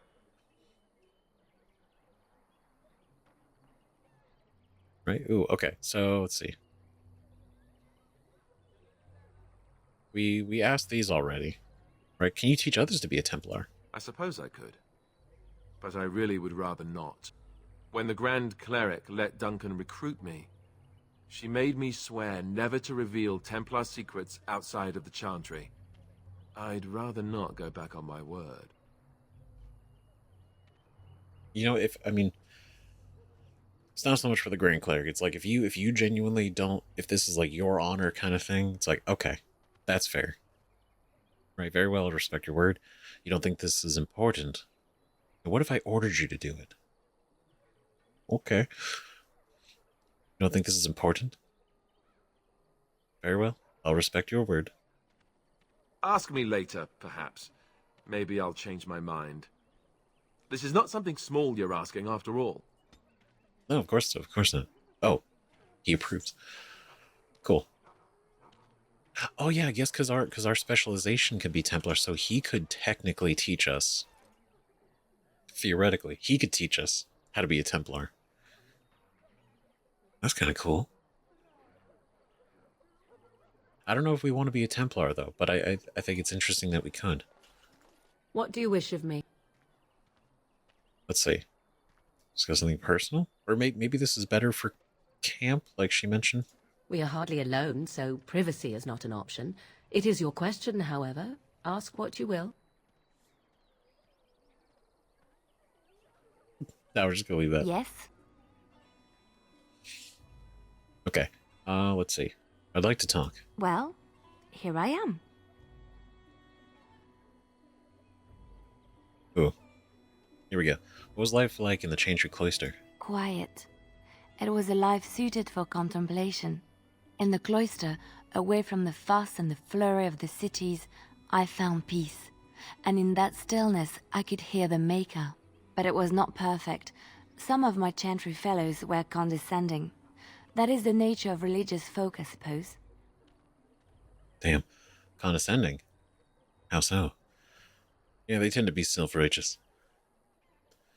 That's why I'm not particularly fond of them. How so? When I talked about my beliefs, that the Maker reveals himself in the beauty of his world, they treated me with disdain. They want to believe that he's gone, so that when he turns his gaze on them, it means they are special, chosen. He cannot possibly have love for all, the sick and the weary, the beggars and the fools. They want to feel special. So they intentionally hope that he's actually not here, so that if his gaze does fall, they feel special. They feel, oh, it's me. I'm unique. Because the idea that he could love everybody as if equal. Ugh. Ugh. I really want the Maker looking in on me anyway. What'd you say to them? I prefer your ideas to the ideas of the Chantry. But you must earn the Maker's blessing. What'd you say to them? What can I say to them? What they believe is what the Chantry says, and the Chantry is infallible, yes? Maybe I am wrong. But it is the Maker's place to decide if I am worthy, not men, not the Chantry. But there is work to be done, and I have talked enough for now. Damn, that's pretty good. It is the Maker's decision. Not men, not the Chantry. Even though we're not a believer of the Maker, you know, we're not very religious, that's pretty cool. Right? That's pretty rad. Like her mentality, right? That she believes in the Maker, not the Chantry. You know, that kind of thing. What are you guys doing? You guys just hanging out? We done heard what was said. You're a warden. I don't know if you killed King Kalen, and make her forgive me, I don't care. But that bounty on your head could feed a lot of hungry bellies. Attack!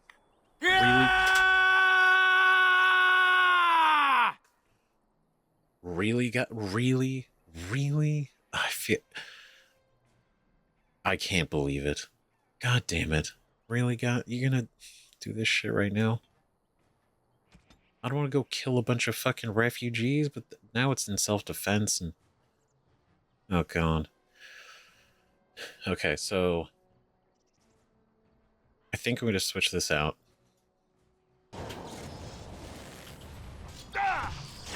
Oh my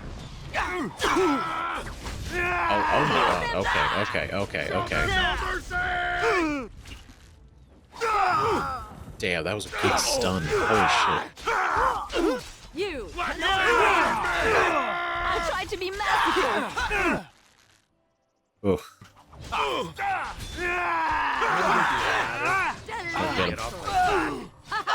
Let's get this guy. Cool. Oh, this should be good. Okay.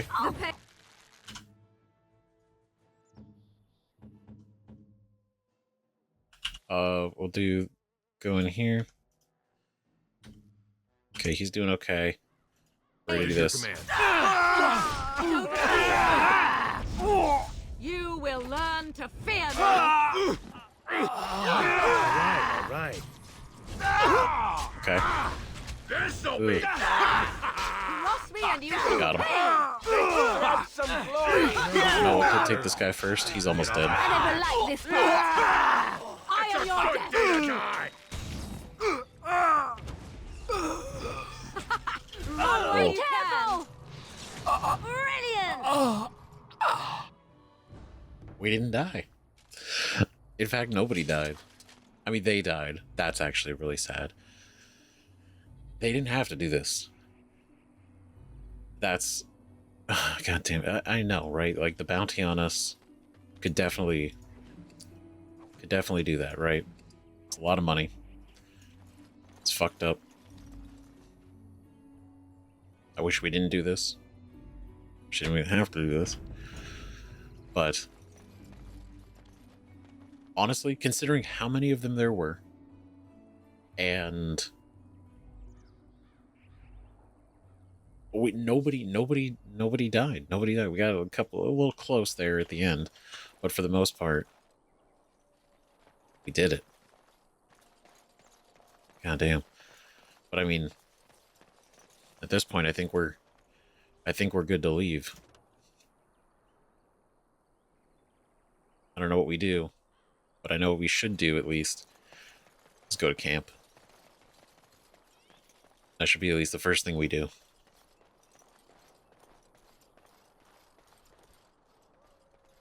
Because again, we weren't like married to this town or anything. This was more like passing through, you know.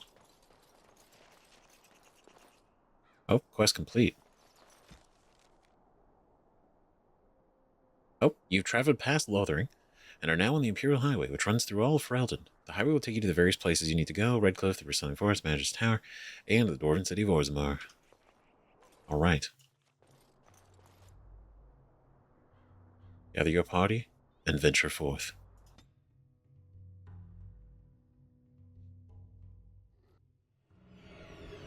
Ooh, ooh.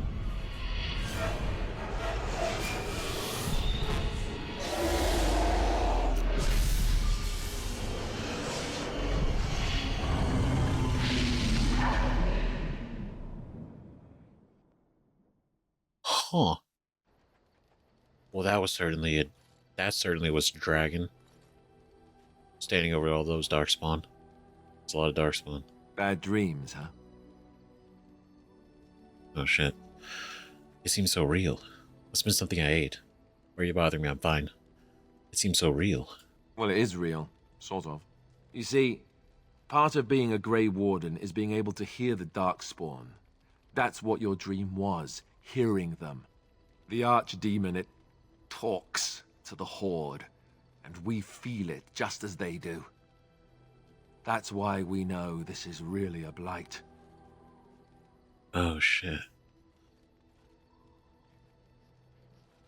Yeah, because like, and it's weird, right? That they were so like talking with like Logain and Kaelin with Duncan, right? The idea that, I mean, Logain was even downplaying the fact that it's not even a real blight. He's like, look, we haven't seen Archdemon, all right? This isn't even really a blight. And Kaelin was at least humoring the idea, like, we don't know if it's a real blight or not. You know? And Duncan was very much like, yeah, we haven't seen the Archdemon, but let's not be foolish about this. And when you look at it, at least whether you King Kael was a little bit over enthusiastic, was definitely, you know, definitely more about the glory and everything, but he wasn't taking chances, at least. And I kind of thought it was still smart, right? He wasn't assuming that it wasn't a blight. He wasn't assuming that they were going to just stomp this thing with, you know, no resistance whatsoever, right? He still brought in the Grey Wardens. He fully prepared for this to potentially be, you know, a real blight. So if anything, if it's not a real blight, he has overkill. But if it is, he prepared for it, right? And it almost seems weird, right, that all of Logain's advice, right, if King Kaelin had really truly went with if King Kaelin truly went with Logain's advice, then they would have been even more screwed, right? Not saying that Logain's an idiot, right, or a fool, but it's the idea that all of his advice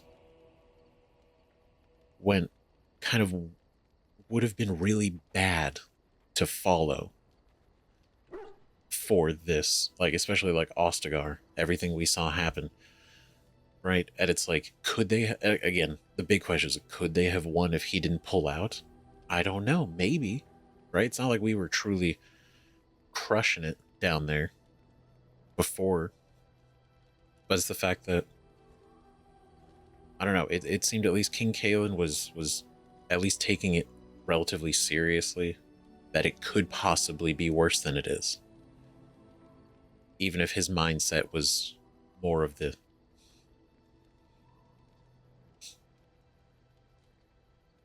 I guess, really like the glory, like the historical, you know, potential, the legacy, right? He still just, basically my point is he wasn't messing around. But anyway, the Archdemon, is that dragon? I don't know if it's really a dragon, but it sure looks like one. But yes, that's the Archdemon. It takes a bit, but eventually you can block the dreams out. Some of the older Grey Wardens say they can understand the Archdemon a bit, but I sure can't. Anyhow, when I heard you thrashing around, I thought I should tell you. It was scary at first for me too. I'm not afraid. Not for you. I appreciate that's very kind of him. That's very nice. But I mean, it's got to be freaky, right? Having these dreams. Ugh. But again, like we don't know if it's true archdemon, right? Because the archdemons are the idea of the archdemon is right, being the old gods that are corrupted, right, by the darkspawn, by the taint. But either way, it definitely seemed like the dragon was up there calling the shots. Not afraid. Any other surprises I should know about? Could have told me earlier. Thank you, I appreciate it. That's what I'm here for. To deliver unpleasant news and witty one-liners. Anyhow, you're up now, right? Let's pull up camp and get a move on.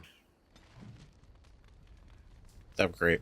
No, if that's his only job, perfect. This is so cool. This is so cool. Look at that. All of your party's injuries are healed when you return to camp. Each party member can be found somewhere in the camp.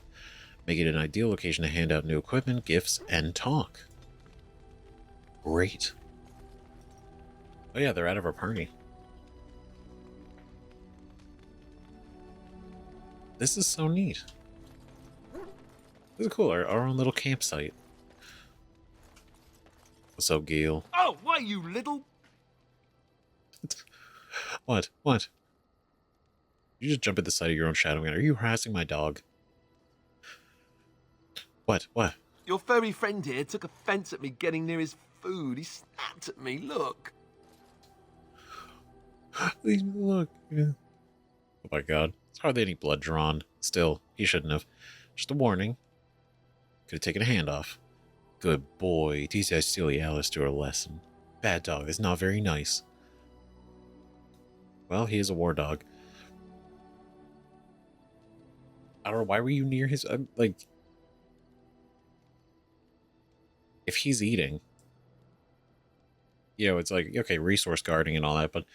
I mean... Don't... You shouldn't go digging... You shouldn't... A little bit of a boundary, right? Just a warning. Could have taken a hand. He could have, right? Don't you think I don't know it? Sometimes I forget that he's a war dog. That'll teach me. Look, he's a good boy, but that doesn't mean he doesn't want boundaries. I once heard a really old legend about how the hound warriors in the days of the old tribes would feed their Mabari the flesh of the vanquished. Well, that's what I heard anyway. It would sometimes be human flesh. Gagging noises. Oh, like you can tell the difference. For all you know, maybe you've already been fed something. Someone. Oh my god, scared whimpers. Because again, these incredibly intelligent dogs. I love that he's actually talking to Gale. Not like to us about him, but it's like directly to... Don't listen to Alistair, he's full of rubbish. If you didn't know, it probably was tasty. I'd never feed you another human being. I mean... If you had it and didn't know it, probably was tasty. I never willingly... I wouldn't, like, get you a bowl of it, right? Like, if you like, bite off somebody's arm, you know, that's a choice, right? I'm not gonna go and... I'd never feed you another human being. It's not cannibalism if he's eating it, you know.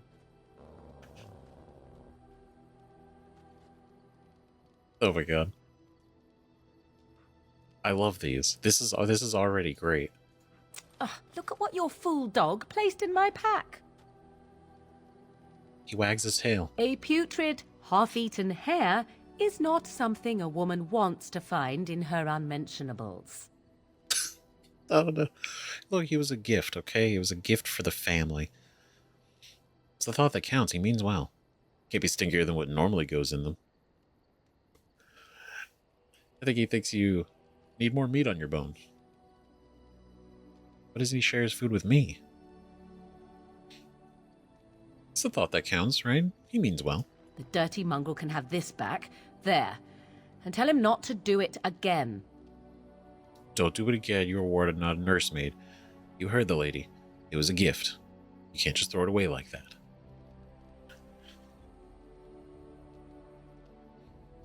Right, come on. It was a gift. All right? You can't just throw it away. I just did. I don't want it, you worthless fur bag. Oh, look how sad you made him. Come on. Come on, I think you hurt his feelings. You're a mean lady. It's so sure that dog is too smart for his own good. You're a mean lady. I think you hurt his feelings. Oh, he's just trying to be manipulative, I can tell. I do it too. I do it too. God damn it. Ooh, Sten.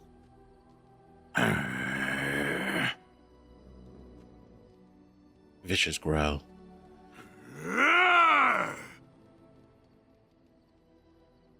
What is all this racket? Watch Sten and Gale back away slowly. We're just gonna watch. We're gonna let them do their thing. You are a true warrior and worthy of respect. Happy bark. That's so... Sten's growing on me quickly. He is. That's so cool. These two. He digs furiously the ground at your feet. Stop trying to find a way through the earth, are we? Stop that, you're making a mess. Bad dog. Trying to find a way through the earth, are we? Trying to find a way to Orzammar. I appreciate that. It's gonna take some time, you know. Oh, don't be silly. Just missed the campsite. Alright, have fun then. Ignores and keeps digging. That's great. He cocks his head at you. Give him a pet.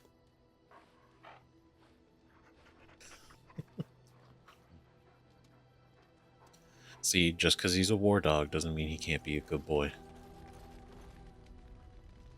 I love that. That's great.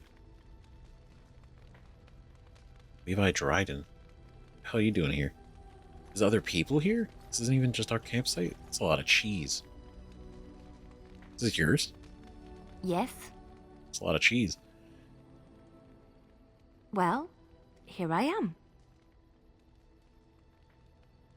Oh, I guess we get it. We can answer, right? What's something like you been doing in Lothering Exchangery? What is meant by someone like me? Yeah, I guess that. Yeah. You don't seem to belong in the cloister. You know, a beautiful, charming woman like yourself. Sanctimonious, preachy. Oh, they're chantry zealots. They don't teach you how to fight in the cloister, do they?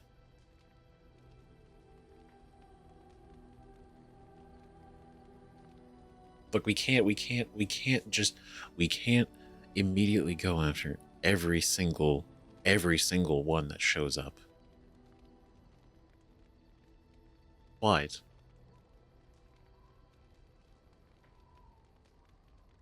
Could be a compliment, right? For morale. And there were no beautiful, charming women in the cloisters, you think? You would be wrong. There were many lovely young initiates in the Lothering cloister, all of them chaste and virtuous. It added to their mystique, because then they were forbidden, and forbidden fruit is the sweeter, no? I wouldn't know. So, can we get back to Lothering now? Those initiates can't have been more lovely than you. My God, we're just putting it on, aren't we? What about you?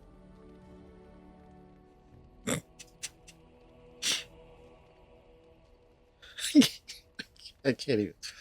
Oh my God, that's so funny. What about your fruit? Is it forbidden? It's like I can't not say it. My fruit? Well, it is not technically forbidden, but it's not freely given either. Not everyone gets a bite. I can't believe I'm having this conversation. But no, I did not take vows. The chantry provides succor and safe harbor to all who seek it. I chose to stay and become affirmed. Oh, good idea. What does that mean? What did you do before that? Affirmed. Why are you seeking safe harbor? So your skills were learned before your time in the Chantry? Affirmed. We affirm our belief in the Maker, in Andraste and the chant, but other than that, there are no vows taken. Oh. And why were you seeking safe harbor? The Chantry does not pride, and you should. I desired time apart from the world. I was a traveling minstrel in Orlais. Tales and songs were my life. I performed, and they rewarded me with applause and coin. And my skill in battle? Well, you pick up different skills when you travel, yes? Yes, of course. Let's move on. Ah, she's cool. So, okay, so... That's actually kind of neat, right? So she's of the Chantry, but she's a full-on bard. Like that's been her thing, and it's like music and performance. Okay, real quick, can we? I mean, we can ask more, right? Like I don't think that was the Something only thing. you need? Yes? What's on your mind? Ah, okay, cool. You were a traveling minstrel. Do you have tales to share? Of course I do. I love stories far too much to keep them to myself. Everyone should be able to benefit from them, I think. I like that. Tell me about the Darkspawn. Know any stories from Orlais? Do you know any Ferelden legends? There was another story I wanted to hear. Tell me about Darkspawn. Chantry lore says it is man's pride that created the Darkspawn. In ages past, the mages of the Tevinder Imperium ruled much of the world we know. In their pride, they thought their magics invincible and imagined that they were greater than the Maker himself. So thinking, they invaded his golden city, planning to take it for themselves and depose their own creator. But they were impure and full of sin. And it is with the sin that they tainted the golden city, corrupting it forever. The Maker cursed them and cast them from his sight. Wherever they went, they spread the taint of their sin. Any land that was touched by the taint became blighted and would suffer no life. Instead, the Darkspawn arose to torment us and remind us of our hubris. Which we've learned a number of times so far. This is the tale, the legend, the story, which I think is really cool. It definitely reminds me of the growth in, for those that know, right, in D&D. And it was kind of brought up a lot in Baldur's Gate 3, but the idea that the Netherese Empire, right, this incredibly magically advanced civilization that grew so powerful, right, so strong with magic, that one of them even, went so far as to usurp the powers of a god, become a god themselves, right? And it kind of gives me that same vibe, by the fact that the concept, like, those mages were cast out by the Maker himself and corrupted their taint and turned into the Darkspawn. It's kind of a cool story. No stories from Orlais? Of course, Orlesians enjoy telling stories. I shall tell you my favorite tale of Aveline, the Knight of Orlais. Aveline? Okay. Sounds interesting. A long time ago, a girl child was born to a farmer. He had hoped for a son, not a daughter, and so he told his wife to abandon the child in the woods. Before the cold could claim her, the baby was found by a tribe of Dalish elves who took pity on the poor mewling thing and raised her as their own. Aveline, for that is what they called her, grew strong and quick and clever under the guidance of the elves.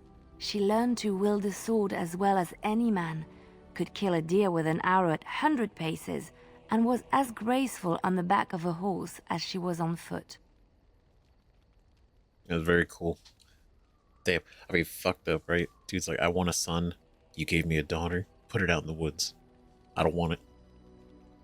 My God. Oh, I saw that coming. Press continue. Continue, please. No, this is well cast out, abandoned, raised by the Dalish elves. An incredible warrior.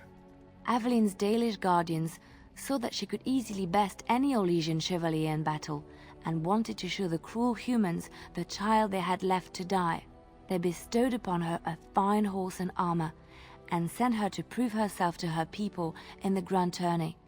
Now in those days, no woman was allowed to take up arms, let alone compete in the grand tourney, but Aveline kept her helmet on and was not discovered. Nice. I like that. Very cool. Kind of similar to our origins in a way, but definitely kind of a little bit grander in scale. Right, go on. She win the tourney. Go on. Aveline won many events and gained the approval of the adoring crowd. Eventually, she came face to face with the knight Campfire in the grand melee. Aveline had already bested him in the joust, and Campfire was determined not to lose a second time. Out of desperation to regain his honor, Campfire tripped Aveline and tossed her to the ground, ripping off her helmet as he did so. Silence fell upon the arena as Aveline was revealed. Campfire declared the previous competitions invalid. A woman had taken part, and this was not allowed. But the crowd cheered for Aveline. Campfire was furious, for he had lost to a woman and was now being shamed. Blinded by his rage, he forced Aveline to her knees. "Know your place, woman," cried he, and slit her throat.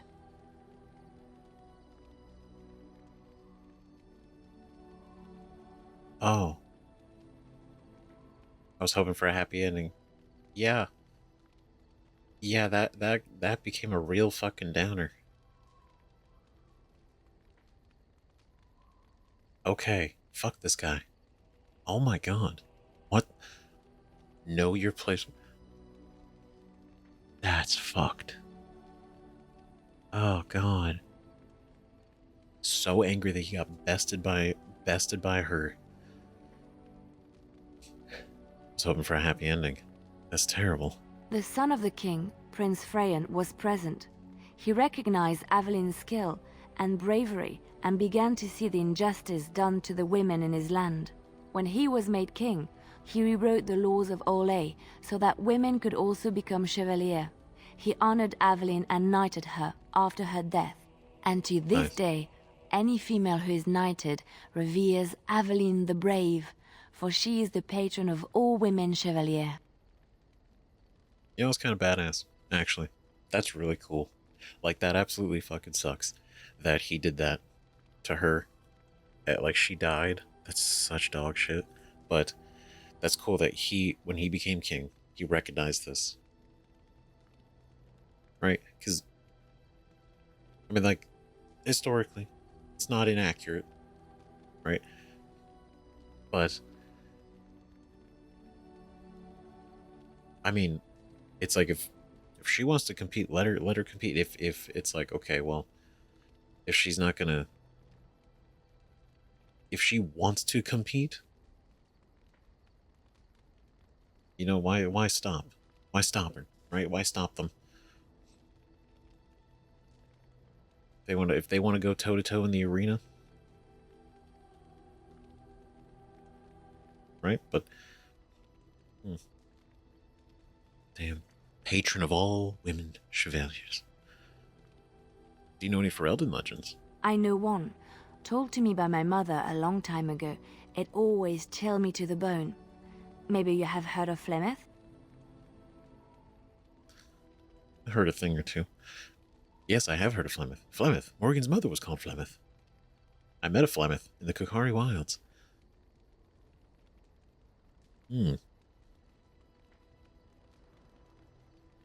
Well, what should we say?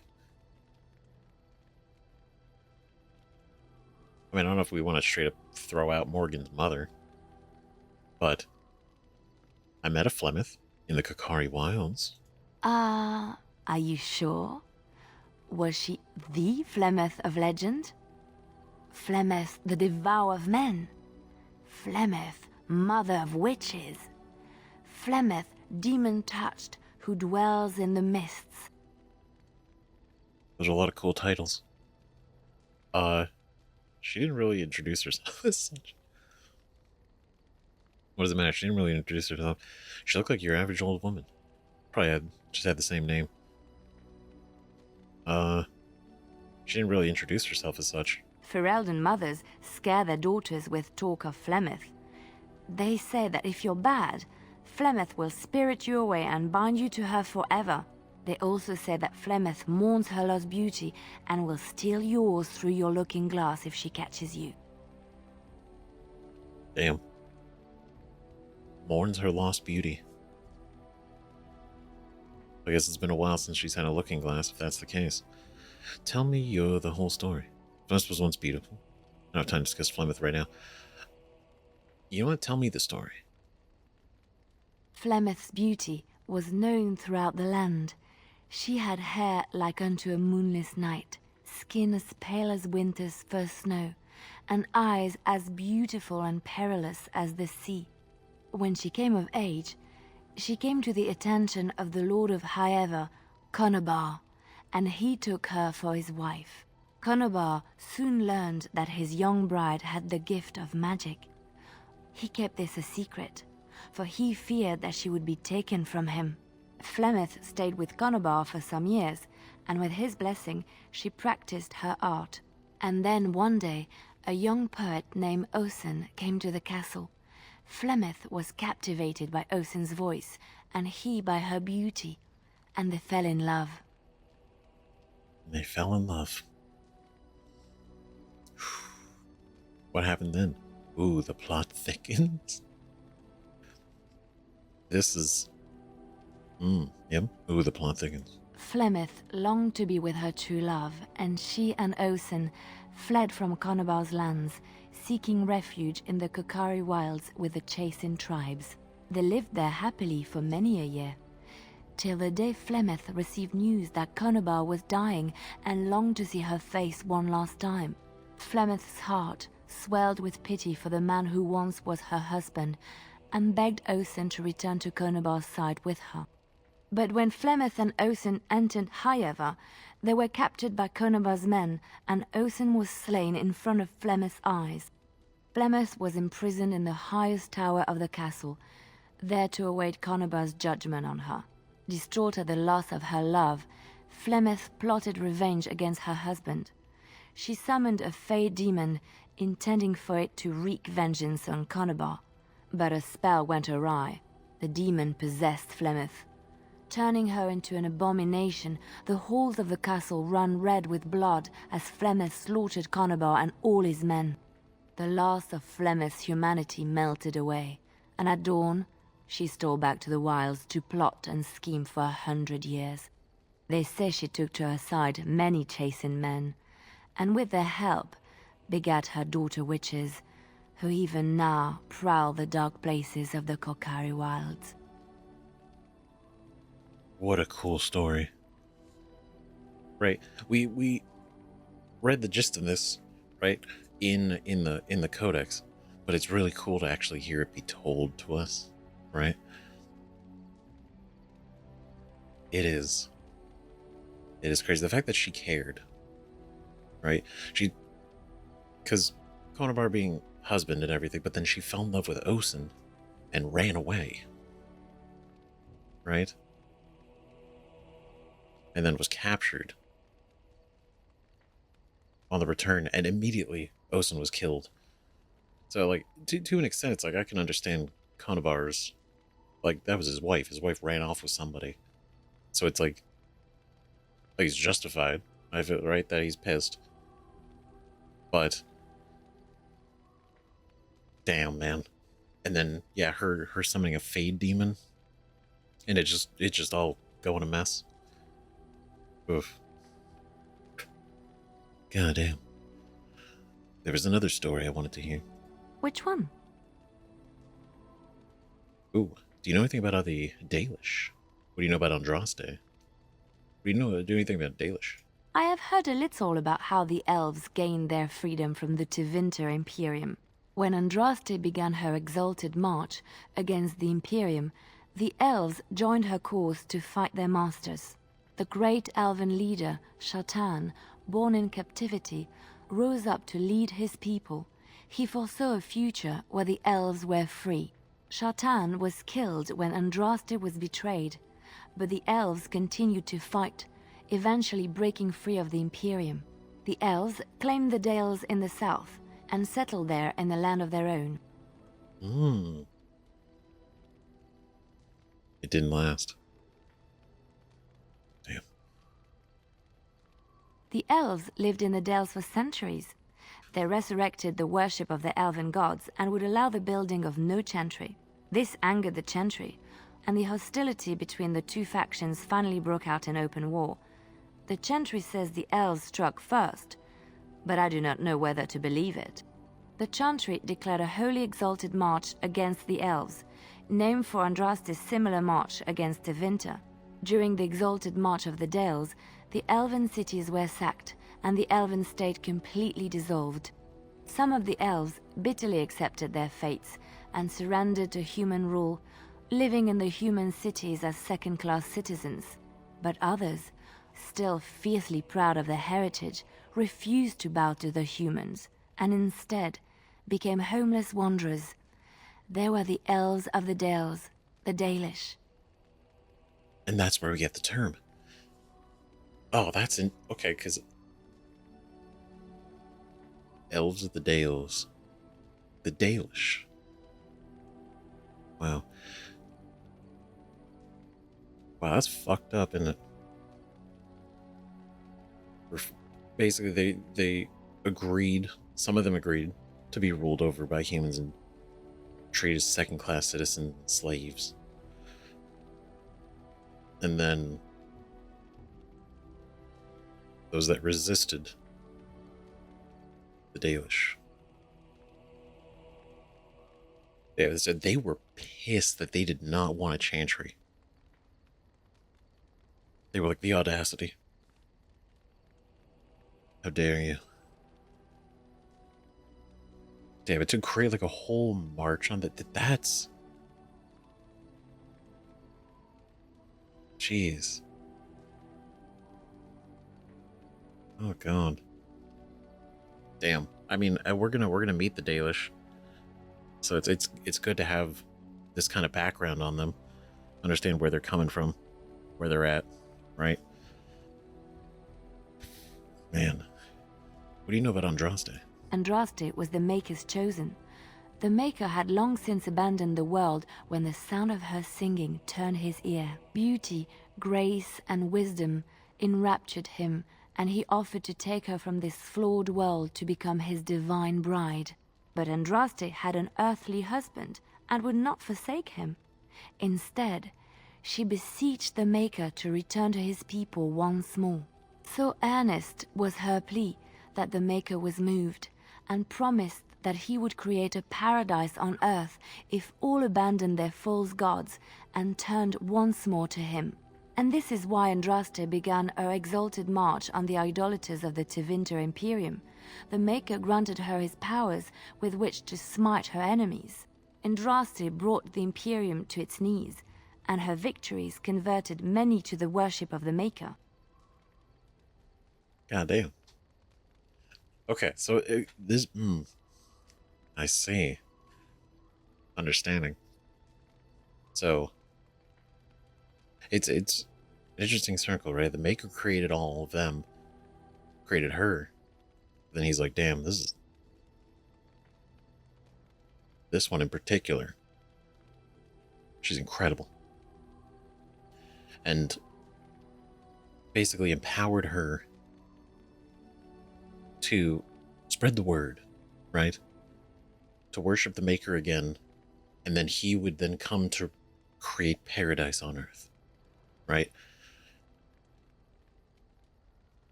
And the Empire didn't like that. Didn't like that at all. But she brought the Imperium to its knees. So, between that, her actually bringing down the Imperium, and then her being executed. How did she die? Alas, it was the frailties of men that betrayed and killed Andraste. Her earthly husband, Maferath, a chieftain of the Alamari tribes himself, grew jealous as his wife's popularity and influence overshadowed his own. She was also revered as the Maker's betrothed, and Maferath began to see their own bond waning in significance as Andraste became ever more devoted to the Maker. Out of envy and spite, Maferath made a pact with the Archon Hessarian of Tevinter, allowing his beloved Andraste to be ambushed and captured. Andraste was burned at the stake in Minrathous, the capital of Tevinter. Wow, what an asshole. Good God, man. What the fuck? So he's basically... That's so fucked. The fact that the Maker was like, be my wife, and she's like, no, I have a husband and I'm not going to turn on him. And then that same husband is jealous enough to be like, no, I'm the, like, she's more important than me. She's becoming too famous. People like her. I don't like that. I don't like that. I don't like that she's more famous than me. And so had her captured and killed. What the fuck? Dude. Oh my God. That's, yeah, then burned at the stake. Officially, it's like executed, ashes, burned at the stake. Minrathous.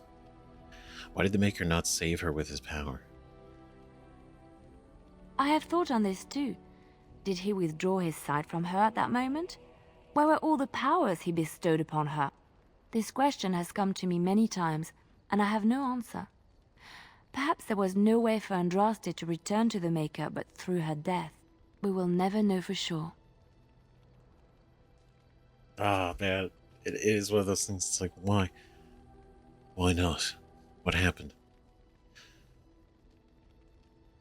I mean, yeah, you could think like he let her die, right? Because that way if she died, bring her up to the Golden City. But, I mean, it doesn't really help the grand plan, does it? Right? Or maybe her death really did push everything forward even more. Like maybe like a martyr, almost. Right? Because the idea was to empower her to turn everyone back to the Maker. Abandon their false gods. But not saving her in her moment of need. It's very deliberate. Right? So it's like maybe her death was maybe not part of her plan, but part of his. We'll never know. Let's just move on. Oh, what a time. Incredible.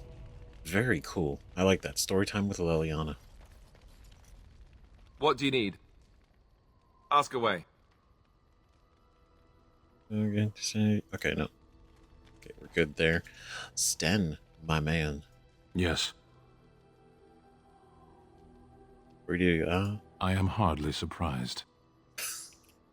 I have a question. He's like, yeah, I bet you fucking do. Why'd you come to Ferelden? To answer a question. Okay, I don't know how cryptic this is. What was the question? What was the answer? Ooh. What was the question? The Arishok asked what is the Blight. By his curiosity, I am now here. Oh, that's an... Huh. So they never been affected by the Blight before? Any previous Blights? The Arishok.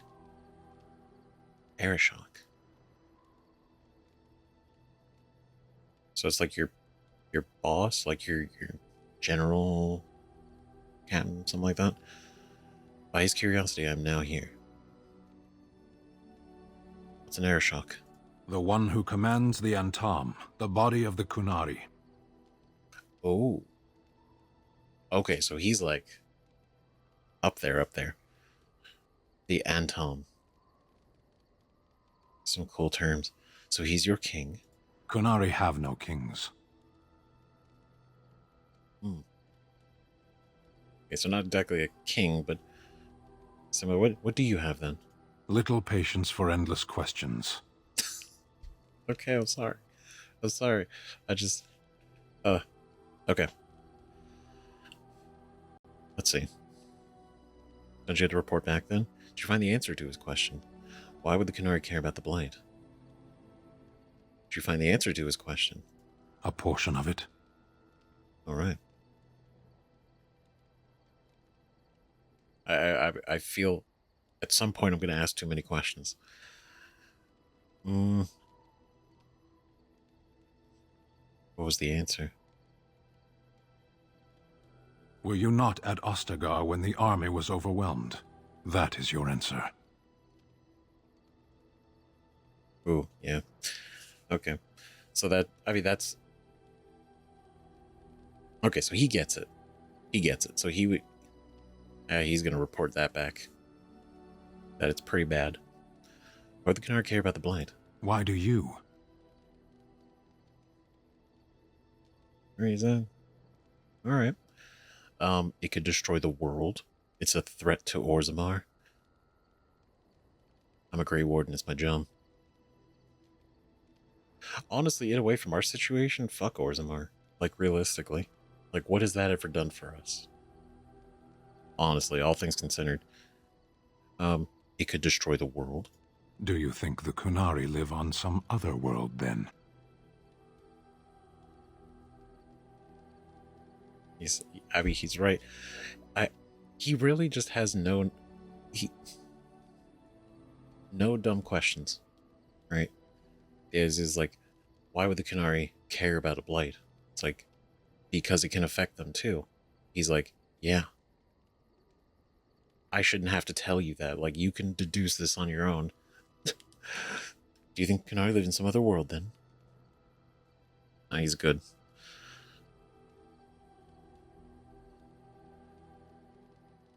See, don't you have to report back then? Yes. Alright. So what are you still doing here then? When are you going to do that? Well, I can see you're right on top of that. I cannot go home. Oh. Why not? Wait, I'm sorry. Well, you can stay with us. Why not? It doesn't matter now. Can we move on? We keep the Darkspawn waiting. Oh, that's interesting. He can't go home.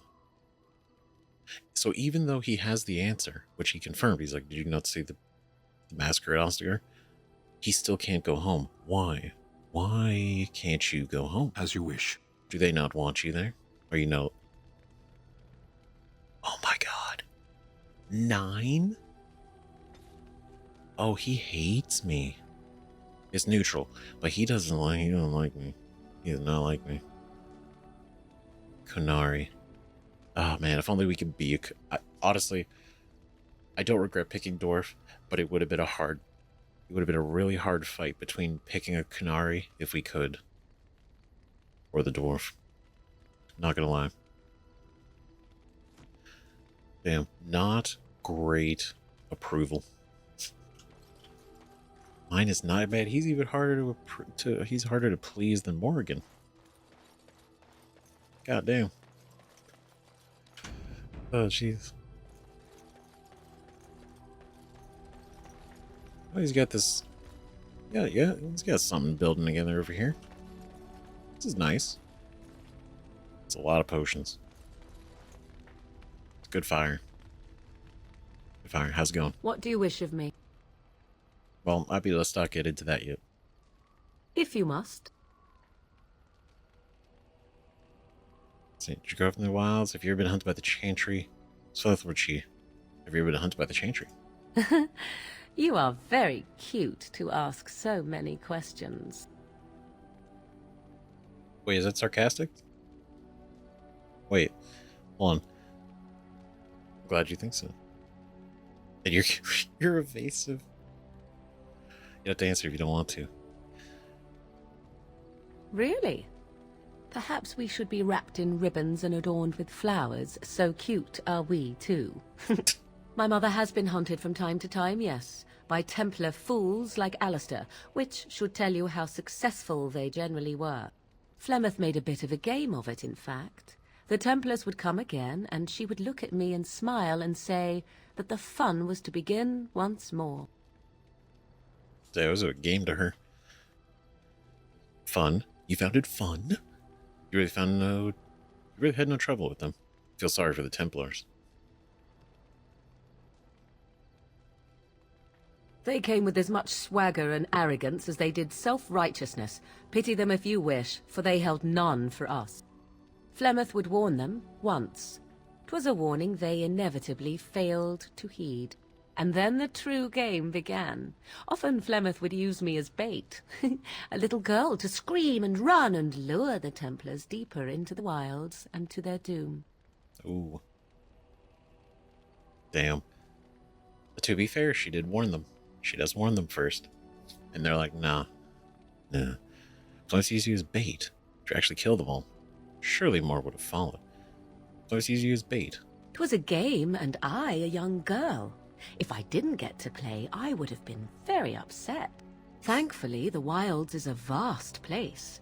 Once they found us, Flemeth would simply move us elsewhere, and we would be lost within the forest once again. I did not understand the danger we faced until I was much older.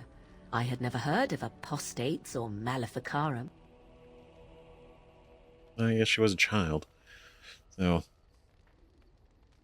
do you regret hurting any of those men at all? What exactly is an apostate? Do you still think that was fun? I mean, she was a kid, right? Like, her mother makes a game of it. You know, it's all about, like, the appearance of it all. Yeah, it's just silly nonsense. But, wild. Kakari wild. You do not know? The Zealots use that word for any magic they do not control. The Chantry sees any mages not leashed to the Circle of Magi as apostates. And apostates could become maleficarum, evil mages that resort to blood magic and become demon-enslaved abominations. It may even be true. Still, those of us who prefer freedom see no reason to submit. I mean, yeah, prefer freedom. That would be, I would imagine most people would prefer freedom. So it literally is those who aren't directly tied to the circle are considered apostates. Okay, and then the term maleficarum is like the evil mages, blood mages, stuff like that, which we saw one body of a blood mage at the edge of Lothering, right? So that, okay. Grasping terms. Meaning what? We'll fight you to the end? Have you no responsibility to those around you? If I were a mage, I might think the same. I agree completely. I mean, right, the idea that the mages are vulnerable to possession, right, because they tap into the Fade, and Fade is where these demons can be, right? The rough explanations that we've had, which is, again, part of why they want to control the mages, because they don't trust it, right? It's too risky.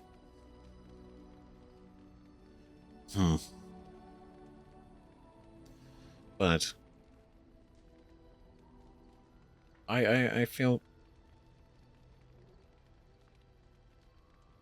get it, right? Okay. Agree completely. If I were a mage, I might think the same. Being responsibility of those around you. And what? We'll fight you to the end.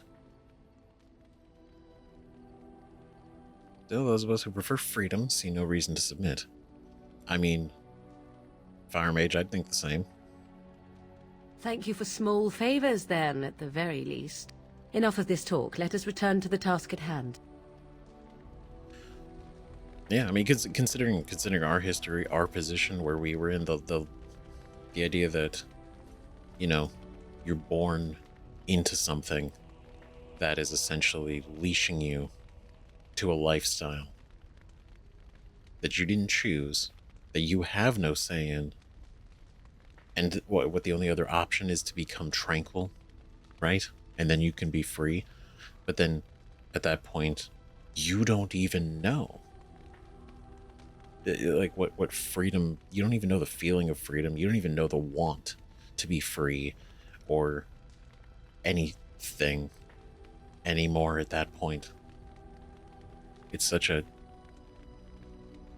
extreme. What do you wish of me? If you must. See, as far as Lord as she really seems to be. Well, that depends, does it not? What does she seem to be? An old woman, a powerful maleficar, a nutty old bat. A powerful maleficar. You mean, is she truly the Flemeth of legend and story? Tell me, how much do you know of the tale? The one that the chastened still tell of my mother, to frighten them into obedience. No, there was such a thing. Heard a little of it. More interested in the truth. I'm more interested in the truth. I can relay what Flemeth once told me herself, and you can decide whether or not 'tis the truth, if you desire. Sounds interesting. As the tale is sung by the bards, there was a time when Flemeth was young and beautiful, a fair lass in a land of barbarian men, the desire of any who saw her. Just how long ago is this? Many centuries, before this land was even named Ferelden. The tales say that Flemeth fell in love with Osen the bard, and fled the castle of her husband, the dread Lord Conabar, and that he swore vengeance for her infidelity. In truth, my mother claims that 'twas Osen who was her husband, and Conabar the jealous lord who looked on from afar. Lord Conabar approached young Osen and offered him wealth and power in exchange for his lovely wife, and Osen agreed. That's different. That's a different story. That's a very different story. That's a very... So, huh.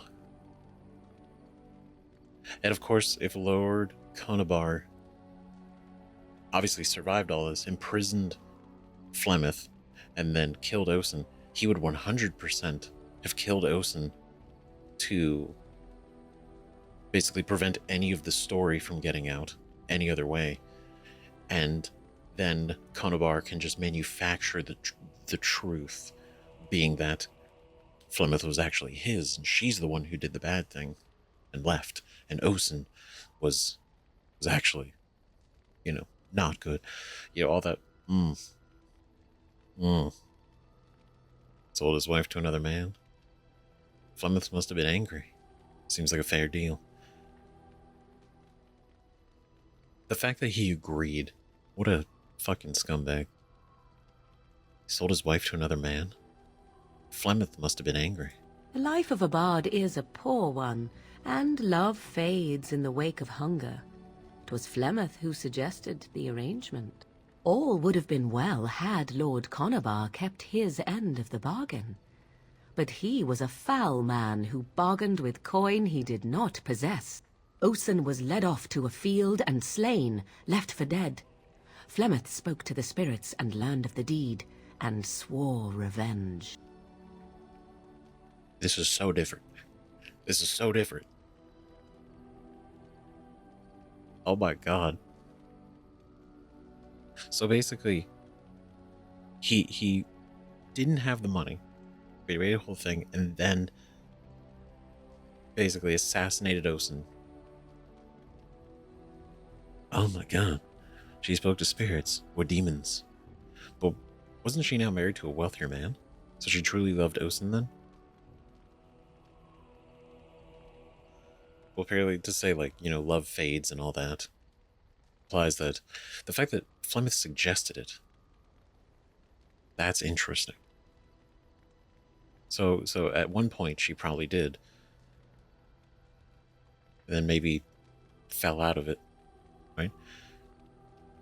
She truly loved Osen then. That was not the point. Conobar had no honor, so she would not have him.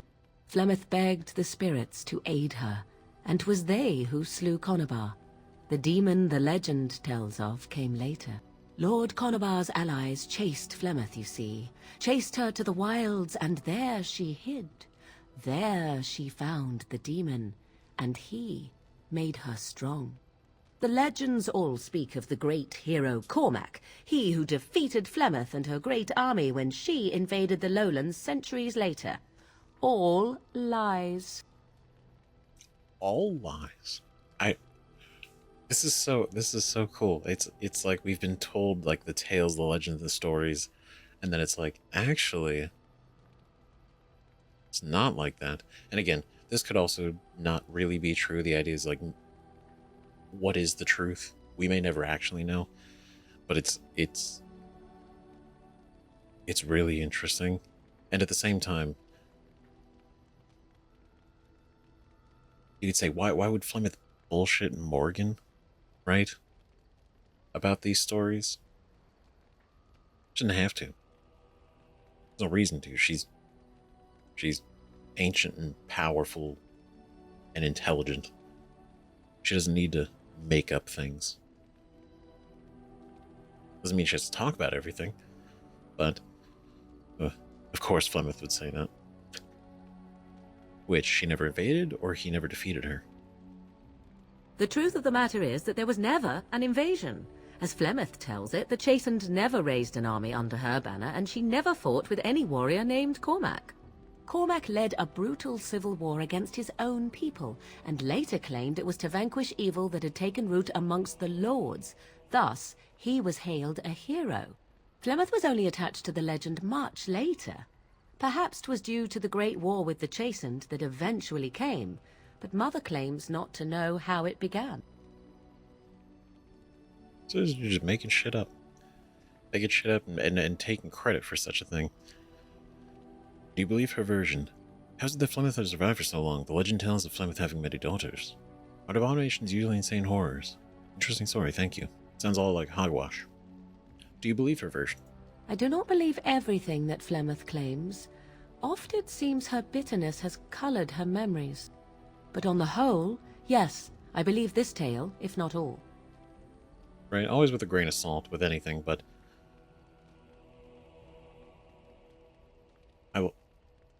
I like that. I like that even she's not like, yeah, everything Flemeth said is true. Right? Even as her mother. Right? How is it that Flemeth has survived for so long? The demon within her has transformed her into something else. An abomination, perhaps some would say. I know not.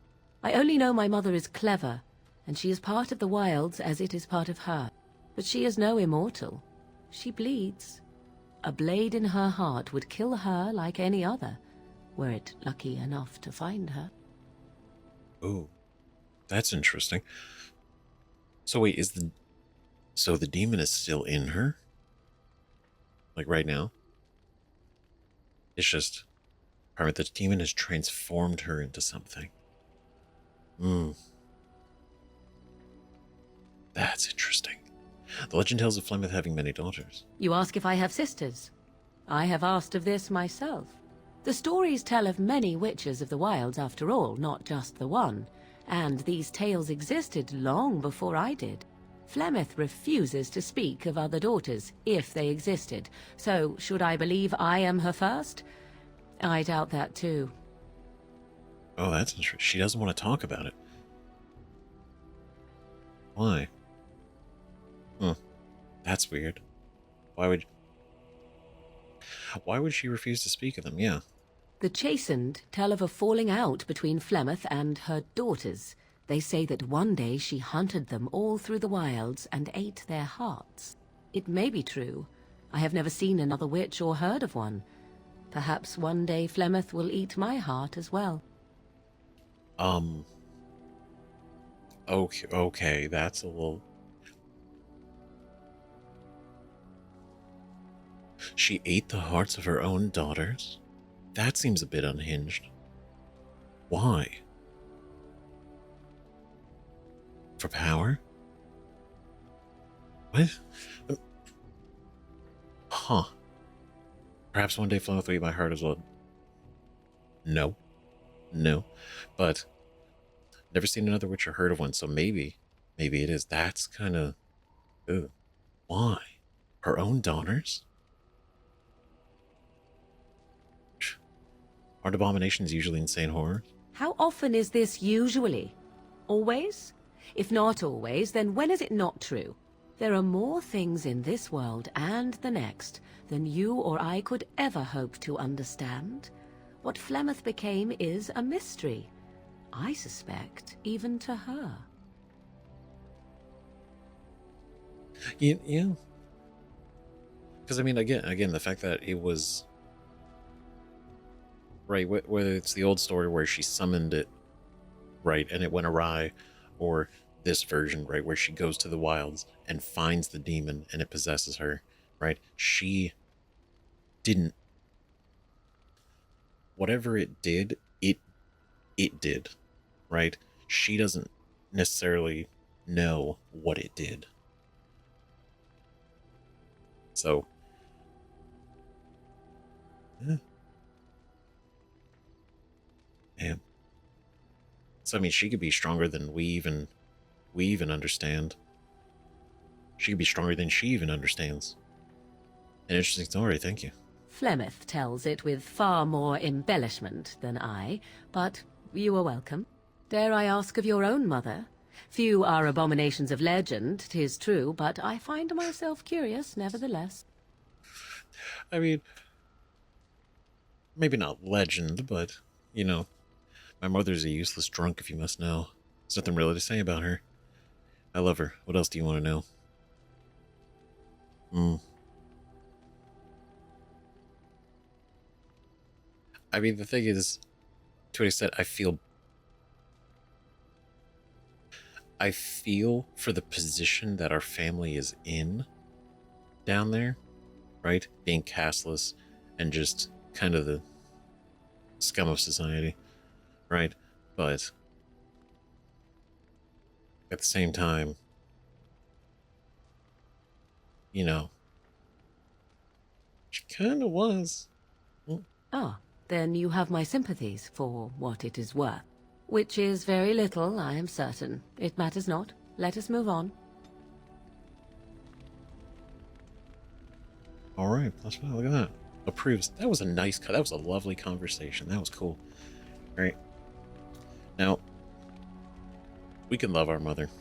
We can, right? But at the end of the day, she didn't treat. She drunk a lot. Didn't treat us very well. Didn't even treat our sister very well. It was just kind of a mess, right?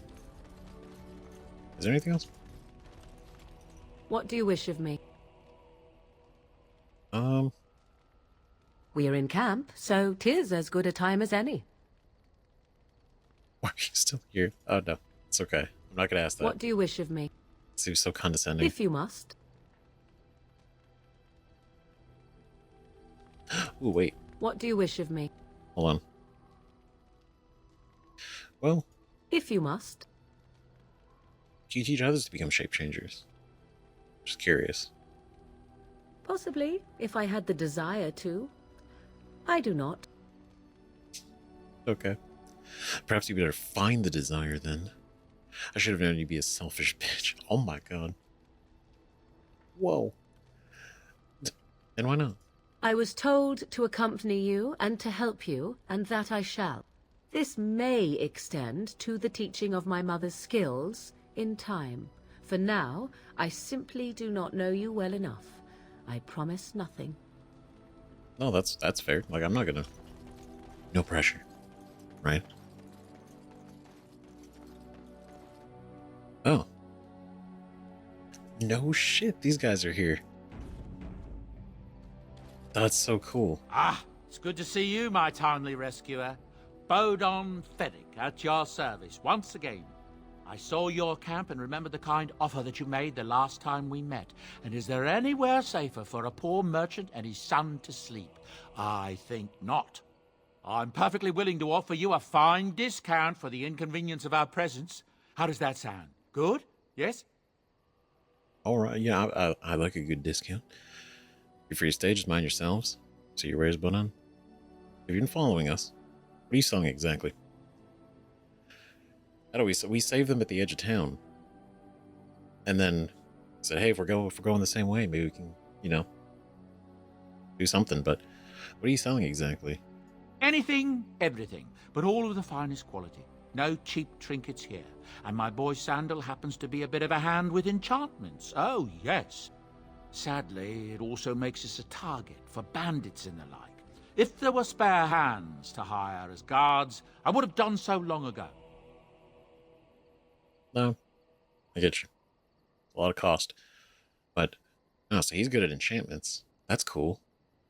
We like enchantments. Have you been following us? Following you? I'm not even certain where you're going, my friend. And quite frankly, it's none of my business. Trust me when I say that my encountering you here was serendipity and nothing more. I travel a lot, so I'm bound to meet everyone on the road eventually. If you prefer, I'll take my boy and be on my way. But regretfully, you're the safest spot on this road, without a doubt. Hey, look, no problem to me. You're free to stay, just mind yourselves. Wonderful. Thank the gentleman, won't you, boy? Thank you, sir. We won't be a bother to you and your companions, I assure you. If you should need enchantments, simply talk to my boy. Otherwise, come speak with me. All right, cool. This is neat. I like that. You and your friends are formidable folk, indeed. It's good to have you along on the road. Ooh. You see your ways. Have you heard any rumors? What's your story exactly? Well, if you're really interested, I suppose it wouldn't hurt to tell you. I'm originally from Orzammar, just as you are, I suspect. You don't have the look of a surface dwarf about you. I was a merchant there, too. Merchant caste. These things are in the blood, you know. You can't just leave them behind. I ran a fairly successful business. Rare artifacts, you know. Old things, grand things. The nobles loved them. Reminded them of the lost glory days, I suppose. Wow, merchant caste. Lucky. Why'd you leave? Go on. Our glory isn't lost. Yeah, why'd... Go on. So, as I said, things were going well. But good things must come to an end. One day, a noble woman came to my stall. She looked around for a bit and then started shrieking in dismay. Apparently, she believed that a pair of braces I had for sale once belonged to her brother. He'd been lost in a cave-in, you see, while on an expedition to clear out the Darkspawn from one of the tunnels running close to the city. They were made specially for him. They're unique, she shrieked. He stole them from my poor brother's corpse. She had me arrested on the spot, of course. Nobles, they're touchy like that. Oh, God. Ugh. That's arrested immediately. What happened then? And did you steal them? Well, I can understand why she was upset. Tell me about it. Tell me about it. And did you steal them? Well, I didn't steal them. You see, I'd been paying these castless thugs to venture out into the deep roads for me. The lost tides. They're full of things that people left behind. Sometimes you can find a treasure. Something worth a little gold. So they looted him. Didn't really tell you anything. But also... Well, also, they're full of things people leave behind. I see. Isn't that stealing? Better do something with them to leave them to rot. Oh.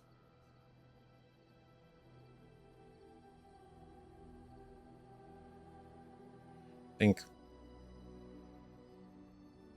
I'm trying to think, like, in character, right? In character, like, where are we at with this? For something like, for a situation like that. Right, not in an insulting way, right? But better to do something with them than leave them to rot. That's exactly how I see it. The noblewoman, she wasn't too happy with the theft of her brother's braces. I don't know what they planned for me, and I didn't want to find out. Bribed the guard that was watching me and took off for the surface first opportunity I got. Never looked back. Oh, God. Okay, so he's probably still wanted. Damn, that's crazy. Or not, or they gave up on it. Who cares, right? In their mind, like if he got away, it's like we'll get him. But whatever. Dude bolted the second there was. You know what? Honestly, smart. And now here you are. Fascinating story. Thank you. You've been quite lucky to do so well. You're quite lucky to have done so well. Fascinating story. Thank you. Fascinating. You're quite welcome. Now, is there anything the boy or I can get you? Ooh. Where do these goods come from? Not the deep roads. Look, we don't rob people, all right? We don't take things from people that need them. The things in the lost tigers, what good did they do lying there? I brought them back to Orzammar, where people could look at them and remember. It's not all that different up here. There are places long abandoned by the humans everywhere. Even more now with the Darkspawn coming. Definitely more now. You opportunistic scoundrel. What do you mean? People flee from the Blight with good reason, but they forget things. Things with value and meaning. They leave them behind because they're frightened and desperate. And sometimes, my boy and I, we find our way to these places before the Horde descends, and we save these things. I take them away so the Darkspawn don't get them. Is that so bad? They destroy everything they touch. I suppose it's better than having the Darkspawn take it all. The Blight will not last forever. Everyone has to make a living somehow. I think it's one thing going like the deep roads. Like there's clearly been places that like people have gone in and they've died, or like things have get left behind because camps get ransacked down there, stuff like that. It does feel a little bit different when it's like, oh, they're running from this village and they leave things because they're fearing for their life. They're not abandoning these things because they want to get rid of them or they don't need them. They're doing it because they're worried about their life first. And if they could come back, they would. Right? That's a little... But... Right? The Blight will not last forever. No, of course not. And when it ends, I will go back to finding ruins, or move on. I don't really have much of a choice. Oh. Man, interesting. Interesting. Man. You didn't mention your son in your tale, though. Ah, yes. I'm married to a fine woman back in Denerim, it's true. She'd give me a son if she could, but that's not likely to ever be. Sandal here. I found him in the deep roads years ago. Abandoned, I think, and he was never quite right in the head. I took him in, and I brought him with me when I came here to the surface. He may not be my blood, true, but I think of him as one. We left Orzammar. That's right, boy. Maybe one day we'll see it again. I see.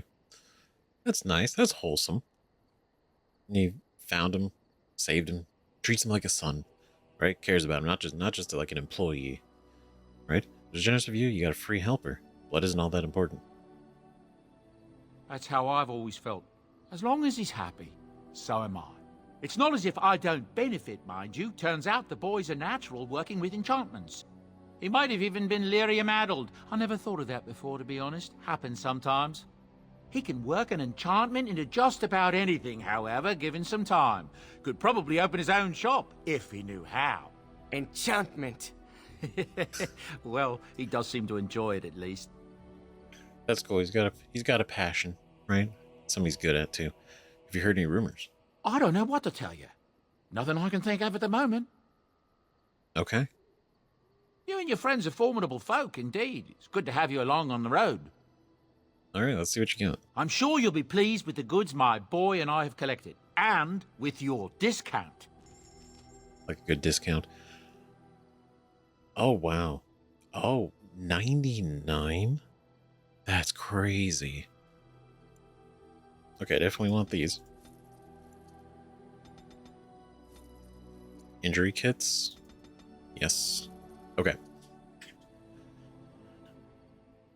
Now we got Tome of Arcane Technique.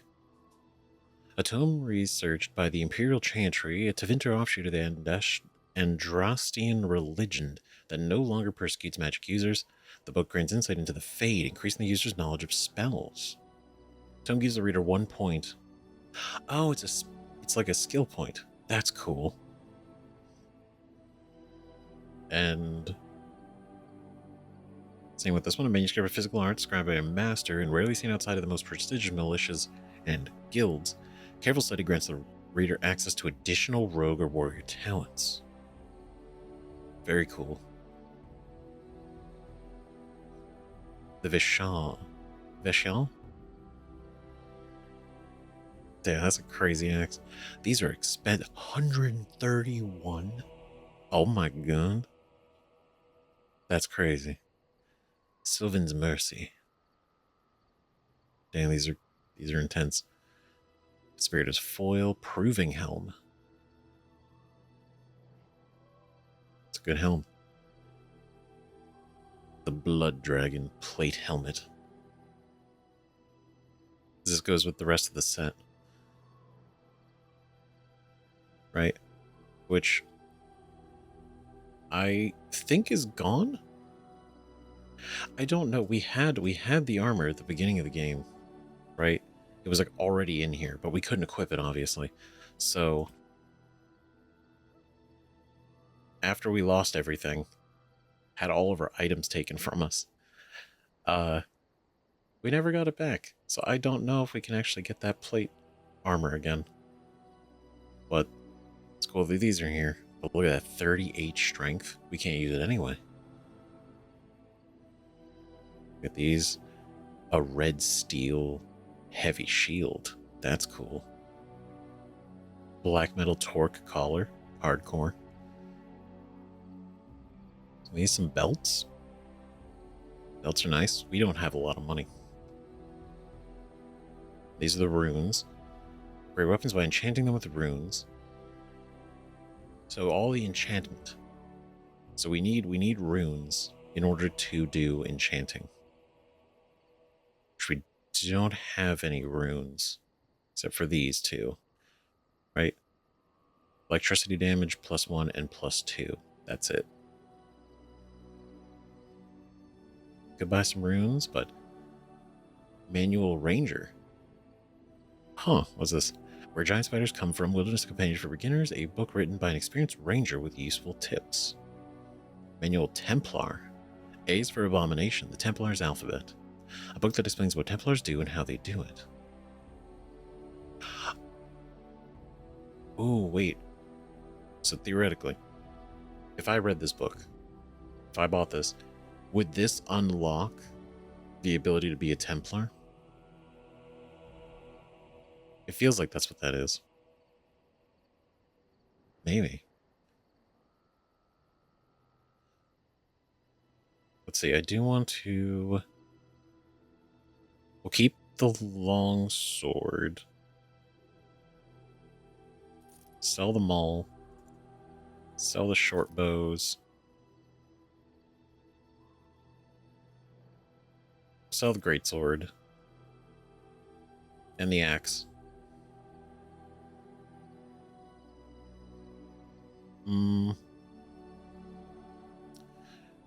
I have a bunch of shields, but it's not really a point to keep them.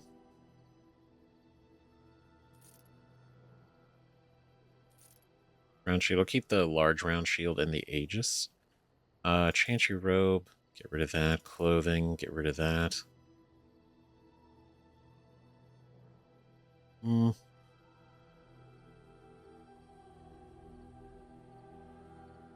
Keep those. I don't...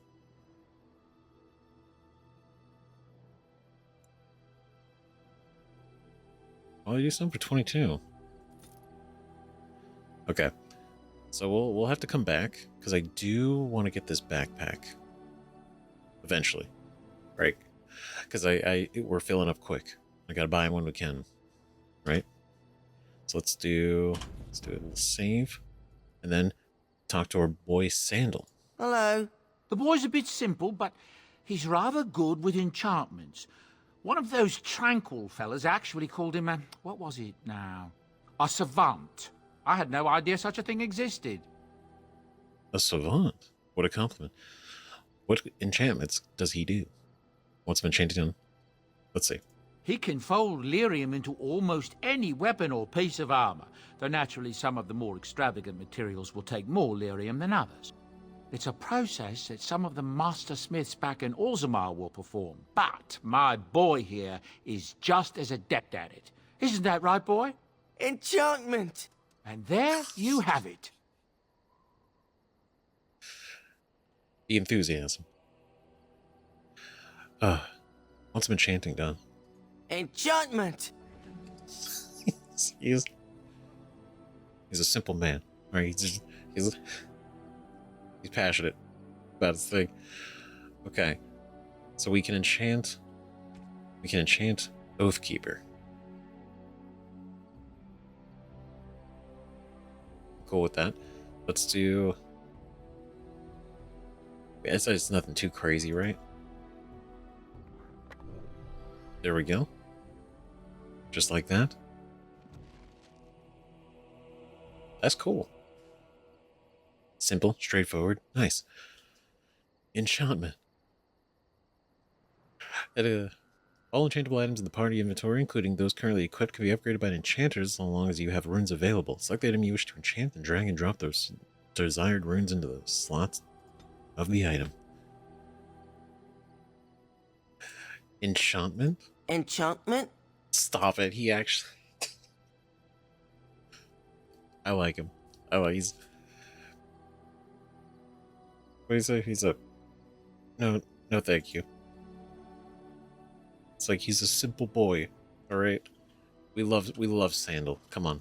He's great. He's talented. What a natural. Levi Dryden.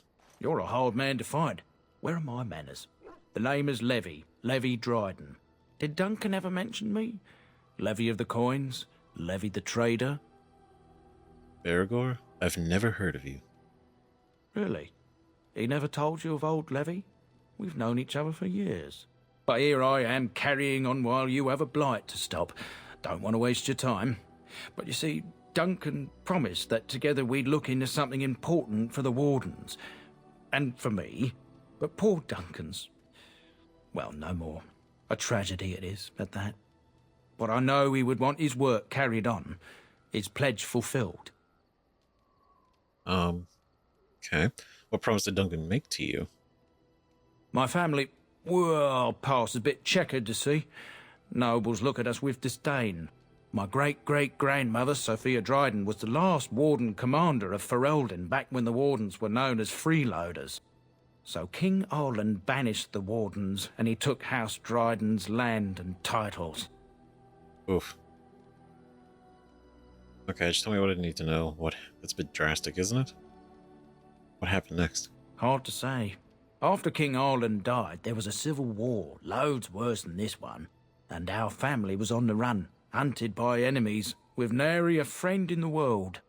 But Drydens are tough. We rebuilt, became merchants, and we never lost our pride. All right. I'm not sure where this is going, but it's quite a story. Let's see. Tell me what I need to know. I'm surprised you kept your name. What favor did you ask of Duncan? Surprised you kept your name. Our family's only crime was guarding the kingdom against the blight. We're not ashamed of that. Nor should you be. So what favor did you ask Duncan? I asked for the truth. My family reveres Sophia Dryden. We know she died at the old Grey Warden base, Soldier's Peak. We want evidence to clear her name. It won't restore our land or our titles, but it'll restore our honor. Oh, okay. Could you just go there by yourself? Never heard of Soldier's Peak. Never heard of Soldier's Peak. Well, no one's been to Soldier's Peak since Arland's days. At least none that's come back. I spent years mapping the maze of tunnels to the peak, and I found the way a few years back. So I went to Duncan, I did, and I said that he could reclaim the old base and my family could have its honor. So that's what this is. So he basically helped them restore the name of their family, go into the peak. Got it. What do you need from me? Why didn't Duncan help you? How will reclaiming the peak help the Wardens? Let's see, why didn't Duncan help you? Darkspawn surfaced in southern Ferelden, and Duncan got plenty busy recruiting new Wardens and meeting with good King Caelan. Duncan said he would help after the Battle of Ostagar. Said there might be useful things at the peak, but he never had the chance. Damn. Your family's faith will be rewarded. I will help you. Let's go to Soldier's Peak. What do you need from me? How will reclaiming the peak help the Wardens? Soldier's Peak is strategic and symbolic importance. Duncan said that it would be worth it right there. He also hoped to recover lost Warden history and perhaps a few old relics.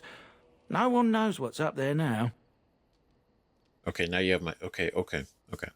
Before I was just going to be out of the goodwill, right?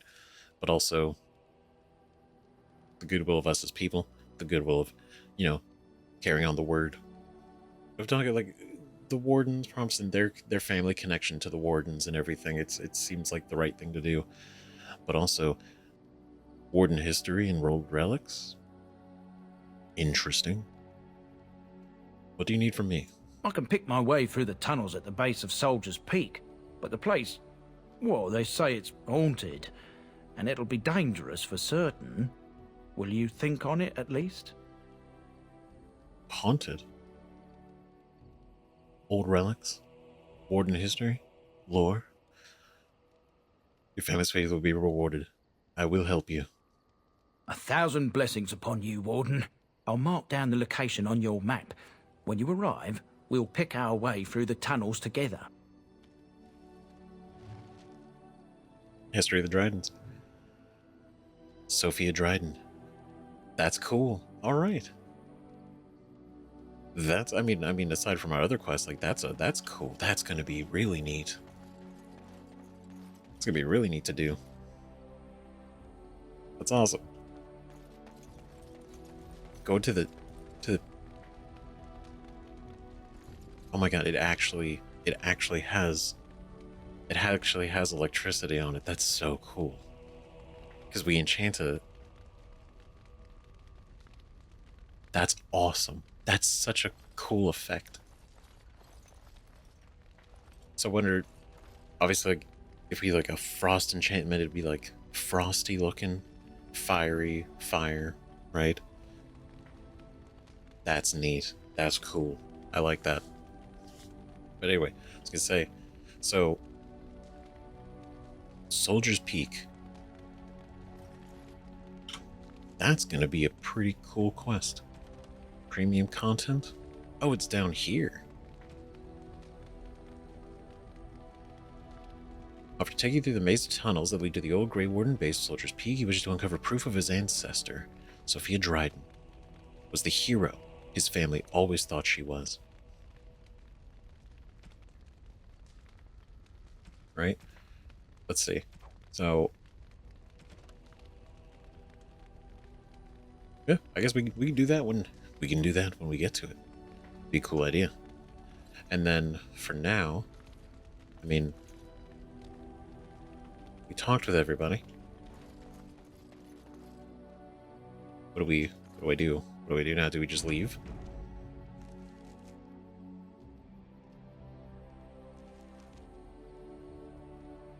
Because there doesn't seem to be like a rest mechanic. Right? Nothing to do with the cheese. Or our bed. Right, so I guess maybe do we go? Okay, so yeah. Seems to be we just leave. Seems that we just go. Right? And before we do, right, we have our directions, right? We go to Redcliffe, which we know the Arl's having a bad time. So we go there. We go back to Orzammar. Right? Earn the trust of our king, dwarven troops for your army, and hopefully also check in on our sister, our mother, and her situation down there. Hopefully is good. Go to the Dalish Elves, and then go to the Circle of Magi. Right? Last Will and Testament. This isn't going to be till we go to Red Cliff, so this and that can be done together. And then we have Soldier's Peak, which is good. It's going to be really cool, right? And then we have this one, Sulcher's Pass. Dirty Soldier's Pass, where a troubled merchant awaits with a deal that may just be too good to be true. Now that seems interesting. That seems really cool. And then we have a King's Confidant. Journey to Ban Loren's lands. There are rumors that a fellow survivor of Ostagar has escaped the prisons of Ban Loren and is seeking the aid of the Grey Wardens. The band's lands lie in the northwest reaches of the Ben Orn. The escaped prisoner is likely taking refuge in the deep woods of the estate. Oh, shit. That's huge. That's huge. I mean, the whole thing is having another survivor is having another witness, right? Having somebody else that was there that can not only vouch for the fact that it wasn't the Grey Wardens, but also, I mean,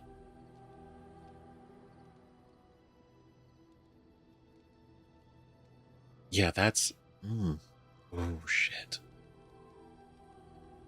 Okay. What do we do? What do we do first? Right? I feel like these are obviously the main big things we need to do to put together our army. We can't do this one, so not worried about that until we go to Red Cliff. Right? Soldier's Peak, definitely. Might be a cool idea. But then Soldier's Pass. A troubled merchant awaits with a deal that might just be too good to be true. That sounds interesting.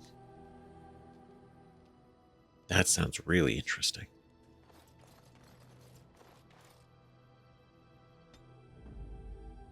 Ah, here we go. Okay. Yes, Alistair. Of course. Indeed. Yeah. Leliana or Sten. That's the thing, is like Leliana was so fucking good, dude. She's so good. But also I really like Sten. Sten needs some time out in the field. Yes. Can't keep him stuck in camp all the time. It's not right. Okay, so what are these? Soldier's Pass. Oh, okay, so these are those. We have quests for Red Cliff, Lothering, Brazilian Wilds, Denerim, Frostback Mountains, Circle Tower, Red Cliff Castle.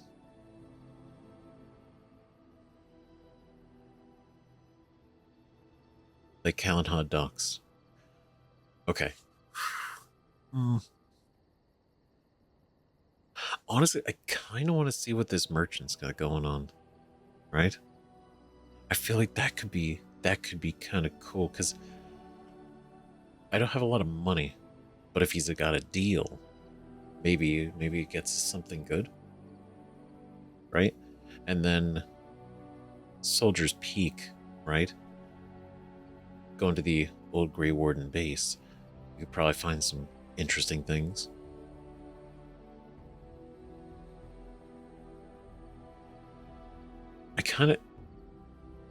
I'm gonna take a shot in the dark, right? We're gonna venture around. Everything's gonna happen, right?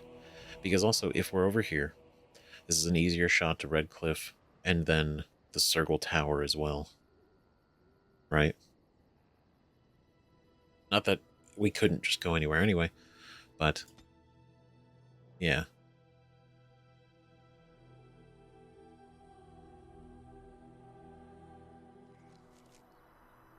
Oh wow, just like that. Oh shit. Look at us. This is cool.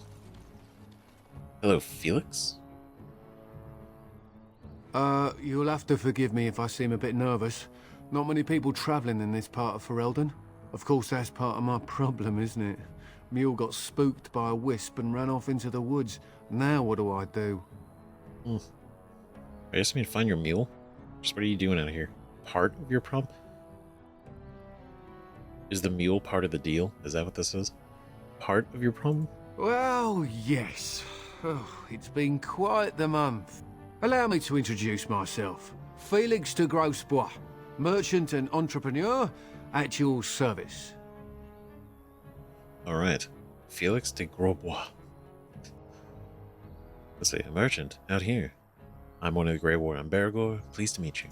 I don't normally take this route, but with the war, I was hoping for a bit of luck and good weather in the mountains. Sadly, I've had neither. Ugh, this trip has been one miserable disaster after another. I don't suppose you'd consider helping a fellow out? What do you need? I thought this was... I mean, I don't have any money. Right? Because that's not really... I didn't come here to spend money. Oh, jeez. Uh-oh. What do you need? Help a fellow out. How? Of all the other things that went wrong, the worst is this artifact I brought in Jada. It's a control rod, I'm told, for a golem. No point in me keeping it, however, as I'll never get to use it. But, maybe you could? A control rod for a golem? What? How much do you want for it? What does a control rod do? The dwarf I brought it from said it activates and controls a golem. So long as you have it in your hand, the golem does what you say. Might be useful, no? I mean, you look like the sort who could use one, yes? I feel like this feels way... You know what? No, I'm getting the line. Look, it sounds too good to be true. Yeah, what? Yeah, just get a... Not even like a spell, but just a golem pet I can swing around. I mean, it's not impossible to exist, but I mean, you just happen to have the rod, and you just like, it's not good to me. Is that right? What's the catch? How do I know this will even work? The fellow I brought it from is a long-standing contact. He didn't want to come to Ferelden, however, with all our... troubles. He said he got it from the man who owned this golem. But to be honest, I have no idea if it will work. Hence the low price. What do you say? Oh my god. Okay, I mean, at least you're kind of being honest with it, being like, I don't know if it'll work, but still, what's the catch? The catch? Yeah, I suppose it is a catch, isn't it? The catch is that the golem didn't come with the rod. It's supposed to be down in a village down south, waiting to be activated. Even if I could get down there, which I can't, I understand the place has been overrun by darkspawn. That's not such an issue for adventurous types like yourself, surely? Or I'm hoping that's so, at least. Take out the rod. I can't go to the village to get the... So the golem is down there. Oh boy.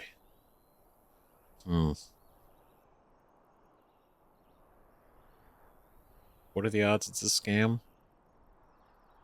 I don't know. Either way. Sure. You know what? I think I could use it. Just as well. As I mentioned before, you'll find the golem down south, in a town called Honleith. I'll mark it here on your map. Just hold up the rod and say Dulaf Gar. That will wake the golem up, so I'm told. I hope it works. I hope it works. Dulaf Gar. Okay. And if it doesn't, if not, I'll be back. A person that sounds good. I don't... It sounds too good. It sounds too cool. Right? And if it doesn't? Maybe you could look up the fellow who owned the golem before. If he's still about, that is. Best of luck to you then. Now, I guess it's up to me to find that mule myself.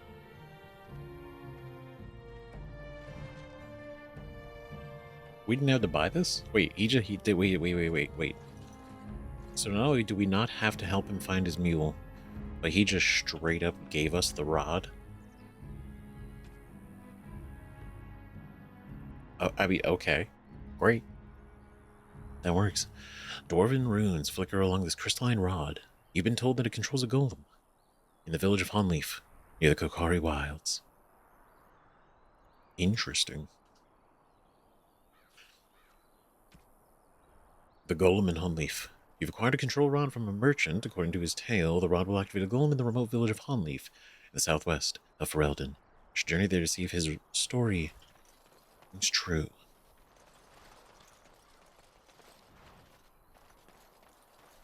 I don't know, I mean, it would be kind of cool. Pretty neat, not gonna lie. I don't know what we could do with that. Right? But again. Can I get you a ladder so you can get off my back? Okay. God damn it. Okay. But no, I think that's going to be really interesting. Because we're going to have to pick this up in the next episode.